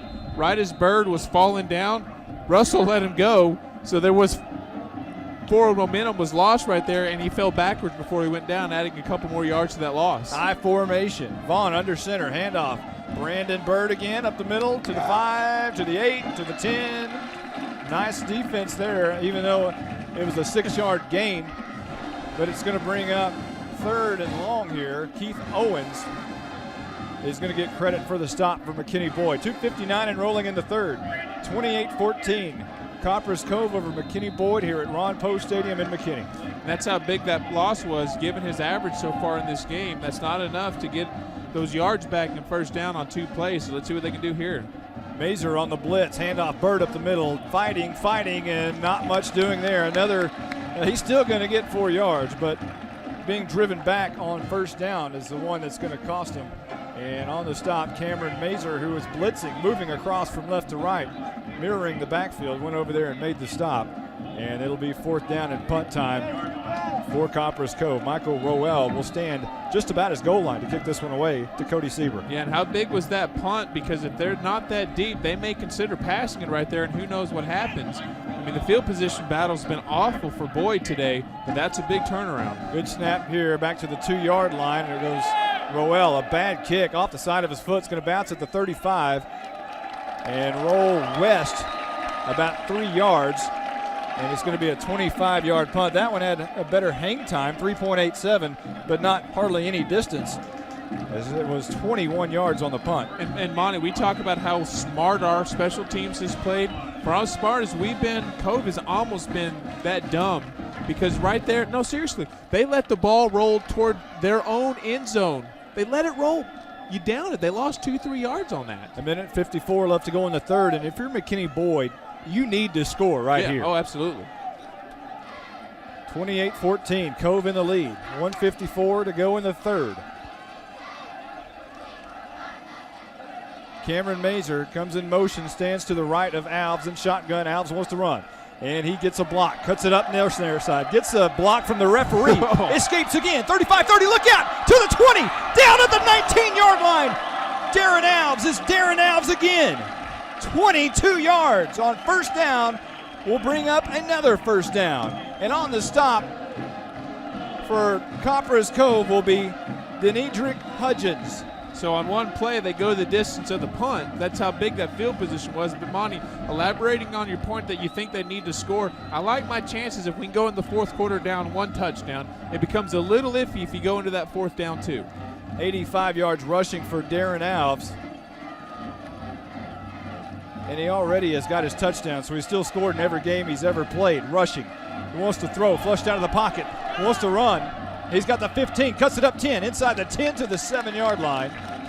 6 yards on first down and 1:09 left to go in the third quarter. Once again, Ken Hughes on the stop, the defensive tackle for Copperas Cove. They're starting to respect his ability to pass. Did you see how he was right at the line of scrimmage and they still didn't run up to him because of what he's done earlier? So that shows you that he's starting to be able to run the ball because he's made some completions in the passing game. Well, everybody says he's a runner, not a thrower, but check out these numbers coming into tonight. 22 out of 29. It's a pretty good average. He just doesn't do it pretty, and I think that gives a lot of detractors for him. Jonathan Griffin also in the backfield with Alves. And this is going to be a false start against McKinney Boyd. Everything going their way and all momentum in their way, in their direction, and then a flag. And it's the 6th penalty of the night against McKinney Boyd. Yeah, and the thing is that erases that last run. Oh. And so now you're back to basically second and long. And you know, again, you're facing a high-caliber team. You can't afford to make mistakes like this and give them an easier shot to stop you. 2nd down and 9 now, 30 seconds and rolling here in the third quarter. 28-14, Cove in the lead over McKinney Boyd at Ron Poe Stadium. Griffin and Alves in the backfield together. They're going to snap it to Griffin, and Griffin, it's a bad snap. He has to go back and get it now. He's in trouble and goes down at the 20-yard line. A 5-yard loss, maybe 6. And coming up for Copperas Cove is Philip Tedder. Oh, that crowd's air's gone out of their sails just like it did mine. 14-7, Forney at the end of the first against McKinney North. It's 28-14 here at the end of 3. Copperas Cove in the lead at Ron Poe Stadium. Back in a moment on 97.5 KLAK. Welcome back to Ron Poe Stadium. It's fourth quarter time in Texas. And McKinney Boyd trailing Copperas Cove 28-14. It's going to be McKinney Boyd facing a 3rd and 17 situation here, but they're deep in Cove territory at the 20-yard line, 21 to be exact. This is almost, I would have to say, 4-down territory. 3 receivers to the left, including Alves. Griffin in the gun. Griffin is going to flush out to the right side. He's got some room. 15, cuts it up left to the 10, looking for the 10, and finally drugged down at the 10. Was it by the face mask? No, the official says on the far side. And that will bring up 4th down and a short 5, maybe 6. Do you kick it? I mean, they're at the 10-yard line. You're looking at about a 27-yard field goal. But that said, I don't know how much faith they have in the kicker to get it done. This is a very interesting decision, and I think if you're wanting to win this football game, you're going to go for it here on 4th and 6. Well, they're actually going to call it 4th and 7. A long 7. Alves is going to be in the gun. Now he flushes out right, goes in the slot, along with Pittman. Griffin in the backfield at quarterback. Mazer the slot. Griffin wants to throw, looking left into the end zone. He undershoots his receiver, but it's caught up. It's incomplete. It is just short of the goal line and just short of the receiver, Cameron Mazer, and it falls incomplete, and it will turn over on downs to Copperas Cove. 11 minutes and 10 seconds left to go in the fourth quarter, and in this football game, Copperas Cove leads 28-14 at Ron Poe Stadium. Well, that's one they needed. You know, that said, they're now deep in their own territory, are the Cove Bulldogs. If you can get defensive play here, you're still in good shape. Although each passing opportunity makes it a lot tougher when you don't capitalize on it. High formation, Bird dots the I, and they're going to hand to the fullback, first man through, and I believe on the carry that is William Wright, and it is, and he makes his way up to about the 15-yard line. Wright on the night also has some pretty big yardage, and that puts him at least over 100. Hey, Monty, real quick, let me comment on the crowd. Do you see how they have to now stand all the way down on the end zone? Look how full I don't think I've ever seen a home game for either team in McKinney that's so full before. Yeah, this is a big crowd here at Ron Poe, lining the fence way. Here's a handoff right up the middle, and a big hole for Brandon Bird, fighting and pushing his way to the 25-yard line. And on the stop for McKinney Boyd is Weston Eubanks. And that'll move the sticks, as the line of scrimmage will now be marked at the 26-yard line. Right to left goes Copperas Cove, trying to put this football game away. I'm not sure, if they get up to 35-14, I'm not sure McKinney Boyd's going to have the firepower against that defense to come back. Here's Vaughn, handoff Bird, and he bumps it out left side 30, and tripped up at the 35-yard line. Cody Sieber makes the stop for McKinney Boyd there, as Cody Sieber's had a great game. But once again, like you always point out, you never want your safeties leading your team in tackles, and Cody Sieber does lead this team in tackles. Yeah, and that's never a good sign, particularly when you're facing a team that likes to get into the secondary. And Monty, I think really what Cove can do right now that's the best thing for them is just take time off. Yeah, I think that's more important than a touchdown. They're going to run the football. I don't know if it's more important, but they are going to run the football. Both backs over 100 yards tonight, and this one a great play. Oh, Bird bounced out right side. He was trapped for a moment. Yeah, he's got the 50, 45. Parker Bolinas brings him down by the shoestrings after a 24-yard run by Brandon Bird. Now he's well over 100. Did it look to you like he slowed up? Like he wanted to be tackled? Well, I think he was trying to make a cut around Parker Bolinas. Because the reason why I say I think time's more important is if they don't score but they take 5 minutes off the clock, do you think Boyd can score twice? High formation for Copperas Cove on first down. Right to left, handoff. Brandon Bird right up the middle. Oh, that's right up the middle. And he's got a 10-yard gain and a first down. I tell you what, Weston Eubanks on the stop. Would be the biggest gift right now for the Broncos is a turnover. Yeah, they need a turnover in a desperate way. Because I think right now, the way they're moving the ball, it's tough to stop them unless they make a mistake themselves, and that's something you don't have control over. But if you can get a turnover, it's a lot different picture right now with 9 minutes left. Check this out. Keith Owens checks out of the ball game. And there's a handoff to right up the middle. He was met initially, and not being able to make the stop. The linebacker, Adam Check, heading initially, or actually that was Daniel Edgar, who met him in the backfield but couldn't wrap up. And Wright was able to gain enough yardage for a first down. Yeah, and Monty, I still continue to grade the defense as playing okay. They would do a lot better if they could make some tackles because they're missing a whole lot of tackles that they should have made. I haven't seen a smash-mouth running offense like this since about the 03 Denison Yellow Jackets. This is some good stuff here from the Copperas Cove Bulldogs. And as soon as I say that, they throw the football down the field, and Boyce makes the catch at the 11-yard line. Weston Eubanks makes the stop again for Copperas Cove after that 16-yard hookup. Not a bad call. Did you see how many people were in the secondary? 2. We talked about how great they've called before. When they ran that rollout, Cody Vaughn just surprising everybody. That's another good call by Jack Welch. This is kind of an offset eye here, and this is going to be on the carry once again is Wright. And he'll trip his way inside the 10 to the 9-yard line, about a 3-yard gain. Under 8 minutes now at Ron Post Stadium, 28-14. Copperas Cove leading McKinney Boyd. Hey, Monty, would you think, just from what you've seen, that they have about as many missed tackles as tackles? I'd say it's close. I don't know if I'd say they would, but it's never a good thing if you can say that. Second down and 7. They can get a first down inside the 2-yard line. And this is Vaughn rolling right on the bootleg again. Is he going to throw? Nope, he's going to keep it 10. 5 in the end zone. Touchdown Copperas Cove with 7:27 left to go in the game. They now lead it after the 9-yard touchdown, 34-14, awaiting the Michael Rowell extra point. So, Monty, I said I think taking time off is a bit more important than scoring. They just went ahead and did both. Yeah, they did. Took 5 minutes off the clock and ended up getting a touchdown anyway, which that's your worst fear. You give them the ball inside your 15-yard line, and they end up going over 85 yards to get it done. There's Rowell on for the extra point, very high and very good. 35-14, Copperas Cove in the lead over McKinney Boyd at Ron Post Stadium in McKinney. 7:27 left to go in the game. Back in a moment on 97.5 KLAK.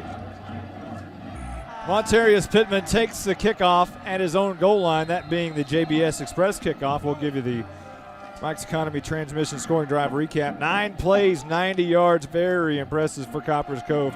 took almost 5 minutes off the clock and brings us our new score of 35-14. Copperas Cove leading McKinney Boyd here at Ron Post Stadium. Now, other scores to pass along. We have McKinney over in Denton. The first time McKinney's ever played at Collins Athletic Complex over there. Matter of fact, the first time they've ever played any Denton team since 1959.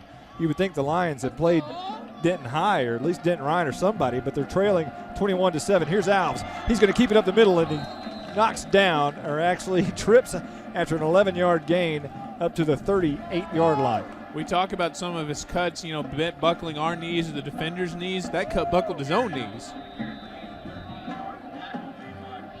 Monty, we talk about, I don't have to tell you, being a former kicker, but look how good their kicking game has been in terms of the field possession battle. 104 yards on the ground for Darren Alves, and he wants to throw here. He throws it to Chase Ennis, who makes the catch after 3 yards, trying to fight his way out of 3 tackles. Can't do it. Goes down at the 43-yard line.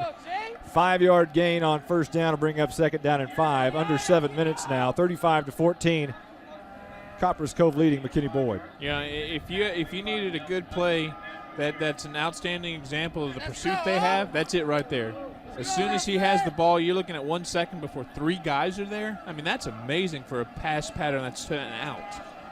Alves, bad snap, has to roll out left, wants to throw on the run, and does. And did Cameron Mazer make the catch on the far side, or is that Gibson? And it's incomplete. Apparently he did not make the catch. It would have been a first down, but it would have been a great catch by Gibson.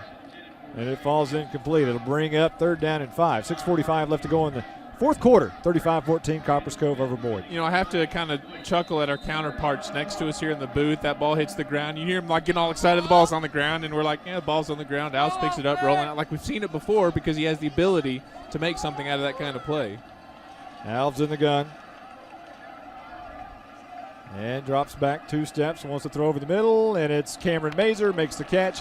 First down for McKinney Boyd at the 47-yard line, over across the 50 into Copperas Cove territory with 6:40 left to go in this football game. And McKinney Boyd, if they're wanting to have any shot at tying or winning this football game, they're going to have to do it pretty quick, down 35-14. Another score to pass along. We had McKinney North trailing Forney 14-7.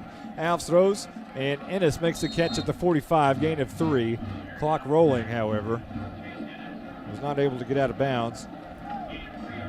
Yeah, he does a lot of fighting, but as good as their coverage team is, you don't get a lot of extra out of it. Monty, Cameron Mazer's only 2 yards away from a 100-yard receiving day. 5 catches, 98 yards. That's one heck of a day. There's Jason Witten out there. And it looks similar, too. 3 receivers to the left. Alves flushed way out, now tries to run up and can't do it. A great arm tackle by the defensive lineman. And on that stop for Copperas Cove was Trevor Valdez, an 8-yard loss for McKinney Boyd and Darren Alves. Wow. 3rd and 15. We talk about the missed tackling on the Boyd defense. Cove does no such thing, even against a guy who's notorious for making people miss tackles. I mean, I don't know what Jack Welch does, but whatever it is, he produces solid talent. Timeout on the field. We'll take 1-2. 35-14. Copperas Cove in the lead over McKinney Boyd. Back in a moment on 97.5 KLAK. 35-14 here at Ron Post Stadium. Copperas Cove over McKinney Boyd. We have Denton Ryan and McKinney scored 27-14. Ryan on top over at C.H. Collins Athletic Complex. Again, isn't it kind of weird that McKinney Lions haven't played a Denton team since 1959? Yeah, both old tradition teams. Alves drops back, trying to set up a screen, looks like, and now he wants to run up the middle and brought down behind the line of scrimmage again. Another 5-yard loss. Normally, how many times have we seen that same play where Alves drops back and then scoots right through the middle up for a big gain on the ground, and he has not been able to escape tonight. Yeah, it's like he usually slips out of there like wet soap. You don't even see him because the pocket collapsed, and under normal circumstances, that's a sack, and then he gets out. But not with this defense, man. They're fantastic. Their 2 defensive tackles have just been amazing tonight, Ken Hughes and Josh Schmidt. Amazing. That's college football talent amazing. 4th down and 20, so punt time for Boyd, and another great kick for Darren Alves. End over end, Parker Bolinas in coverage, and he's going to let it scoot inside the 10, all the way down, and it rolls out of bounds at the 7-yard line. So Copperas Cove, if it holds true, they'll probably go 93 yards here. 3 seconds hang time for Darren Alves, and the punt was 50 yards. Another great punt by Darren Alves. So 1st and 10 for Copperas Cove. Flip it around. They're going right to left here towards that south end zone. Into that wind, and we probably need to check down with Jonathan Leidy and see what Jonathan's got going on the sideline for us. Jonathan, I know you're down there on the sidelines along the players. What do you got for us? Guys, it's a very emotional game that's actually building up down here. As you might be able to hear that the Broncos might be trying to get back in. But I'm going to send it back up to y'all real quick, spark the play. All right, there's a man in motion, and Vaughn's going to hand off Brandon Byrd up the middle, actually over the right tackle, and he'll have a 12-yard gain on 1st down up to the 20-yard line. Under 5 minutes left to go in the game now, and we're trying to get scores, and I'm getting some hate email now from some Van Alstyne fans as they lead 21-0. 152 on the ground for Brandon Byrd, and he's going to get the hand again. This time running left tackle, big hole, 30, look out, 35, he could be gone. 50, 40, kiss him goodbye to the house. 79 yards for Brandon Byrd, and with exactly 4 minutes on the clock, he takes it to the house. Well, I guess that blows my theory that they're just going to try to take the time off and that maybe he was slowing down. I think your theory was correct, but they're just too talented to maintain possession for a long period of time. On that play, that started out as basically a pitch off left tackle with the lead blocker. And if you're the linebacker, you're taught to take out the lead blocker, let your pursuit come in and get the ball carrier. There was no pursuit. They're just being blocked. Michael Roel on for the extra point. Is it 42-14? Indeed it is. 3:58 left to go in the game. 42-14, Copperas Cove over Boyd. Back in a moment on 97.5 KLAK.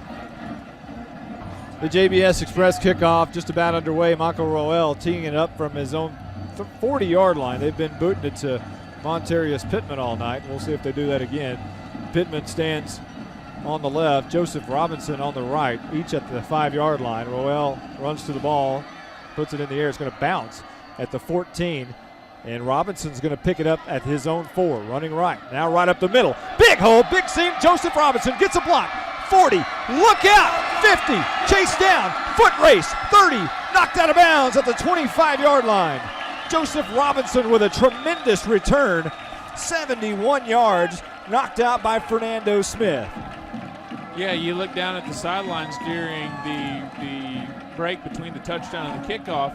Cameron Mazur's running up and down the sidelines telling each of his players, hey, you don't quit. You don't ever quit. And that's exactly what that play was reminiscent of, Monty. That's a great job. Joseph Robinson did not quit. 71 yards on the return. Well, if there's one big bright spot you can take out is we've had the better special teams. I mean, there's no question about it. We've just played better on special teams. We just too little too late almost for some of the other parts of the game. Mazur back standing alone with Alves, and Alves wants to run right. Now he's in trouble. Tony Dorsett back around, spinning the field.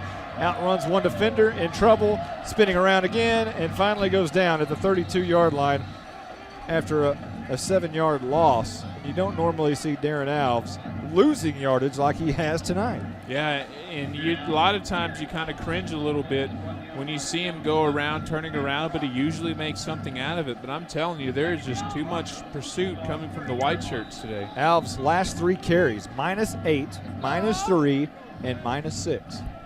2nd down and 16 here, left to right, McKinney Boyd. Alves wants to throw, looks left side, throws and overshoots his receiver. I believe that was Robinson, and that'll be incomplete, bringing up 3rd down and 16. You know, Monty, you look at what is the passing rushing differential today. Prior to that loss by Darren Alves, which was 6 yards, they've only been able to rush for 100 yards, so they're under that today. They're at 94. Well, would you have thought that coming in? I mean, I'm not going to say that they'd have been much better. Cove has 374, but you thought it'd be a little bit more even than that. Well, the last time McKinney Boyd has scored 14 or less, you have to go back to the first year, the last game. Darren Alves flushed out of the pocket, comes near side to the right. He's got the 30. He's got the 25 down at the 21-yard line, nowhere close to a first down. They'll keep the clock rolling at 2:50. It'll be 4th and about 6. But yeah, last year they never scored less than 19 points, and that was against Frisco Centennial. So not the team you would have thought. You're looking at a team that is doing something that they haven't done with Darren Alves as their quarterback, and that's only scoring 2 touchdowns. Yeah. Yeah, you look at the passing, that's been a bright spot. They're at 208 yards today. In the meantime, giving up 42 points. They did give up 48 last year to Copperas Cove, and they also gave up 42 to Frisco. Here's Alves. Looks across the middle, and that play's been there all night. Cameron Mazer makes the catch, and he has a first down at the 11-yard line. A big catch to keep the sticks moving. But the clock is rolling as he goes over the 100-yard mark. And on the stop there is the cornerback, Deidrick Hudgens, for Copperas Cove. And you know, Monty, something that I'll tell you, if the Broncos end up scoring here, that'll mean that the same team as last year and Cove's the same team as last year, almost identical on the scoreboard. 6 points less for Cove, 5 less for the Broncos. I mean, that doesn't get pretty much more even than that. Schmidt in the backfield, he'll get the carry, and he fights his way to the 5, to the 4, inside. You know, what a great run by Schmidt. Where's he been all day? He makes his way to the 3-yard line. And you look at that, I mean, he's behind Montarius Pittman, and obviously Alves is still going to be your main rushing threat. But that, again, you don't want to get too much onto one play, but that's pretty nice. He didn't quit, fought 8 yards. Now they're inside the 5-yard line. Down at the 3-yard line, they need 2 for a first down, Monty. Offset I, second down and about 2. As Schmidt will dot the I now. Alves wants to run left guard. He's in trouble now. Cuts it up to the middle, and he's down at the 1-yard line. And it's going to be close to a first down. And you're looking at a minute left in game time, so they're giving. Well, I can't tell. Yeah, that's third down. Rashad Hardy on the stop. Under a minute now. 50 seconds. 49. 47. 46. Here we go. Schmidt dots the I. Alves in the backfield. 2 down territory for sure. 2 men in the backfield. 3rd and 1. Under a minute. 35 seconds. Alves runs it up the middle. He's knocked down. Might have had the first. Might have lost a yard. Might have lost the ball. Yeah, sure did. And he did. Boy, talk about deflating into this one. Alves' second fumble of the night. Coming up with the football is Dustin Walker. Boy, and that's, you know, as many mistakes as we've made, you got to give credit to that defense. That's a hole that Alves, we've seen time and time again, run through untouched. They've just got some crazy pursuit skills. I don't think I've ever seen anything like this. Copperas Cove, probably the best football team that I've seen in a long time here tonight. And you know what? That even goes back to last year. They were just as good last year. They are very, very, very talented. Up front, both sides of the ball, well coached. Yeah. And they have the ball at their own 2-yard line, and they'll run the quarterback sneak out of the middle. And Cody Vaughn makes his way out to the 8-yard line. Actually, that's a new quarterback. It is a new quarterback. It's not Vaughn. They're not risking injury to quarterback Vaughn. Right. Nick Green was in, and now we're at 5, 4, 3, 2, and 1. And that's the end of the football game. McKinney Boyd ran up against a very, very talented Copperas Cove team tonight.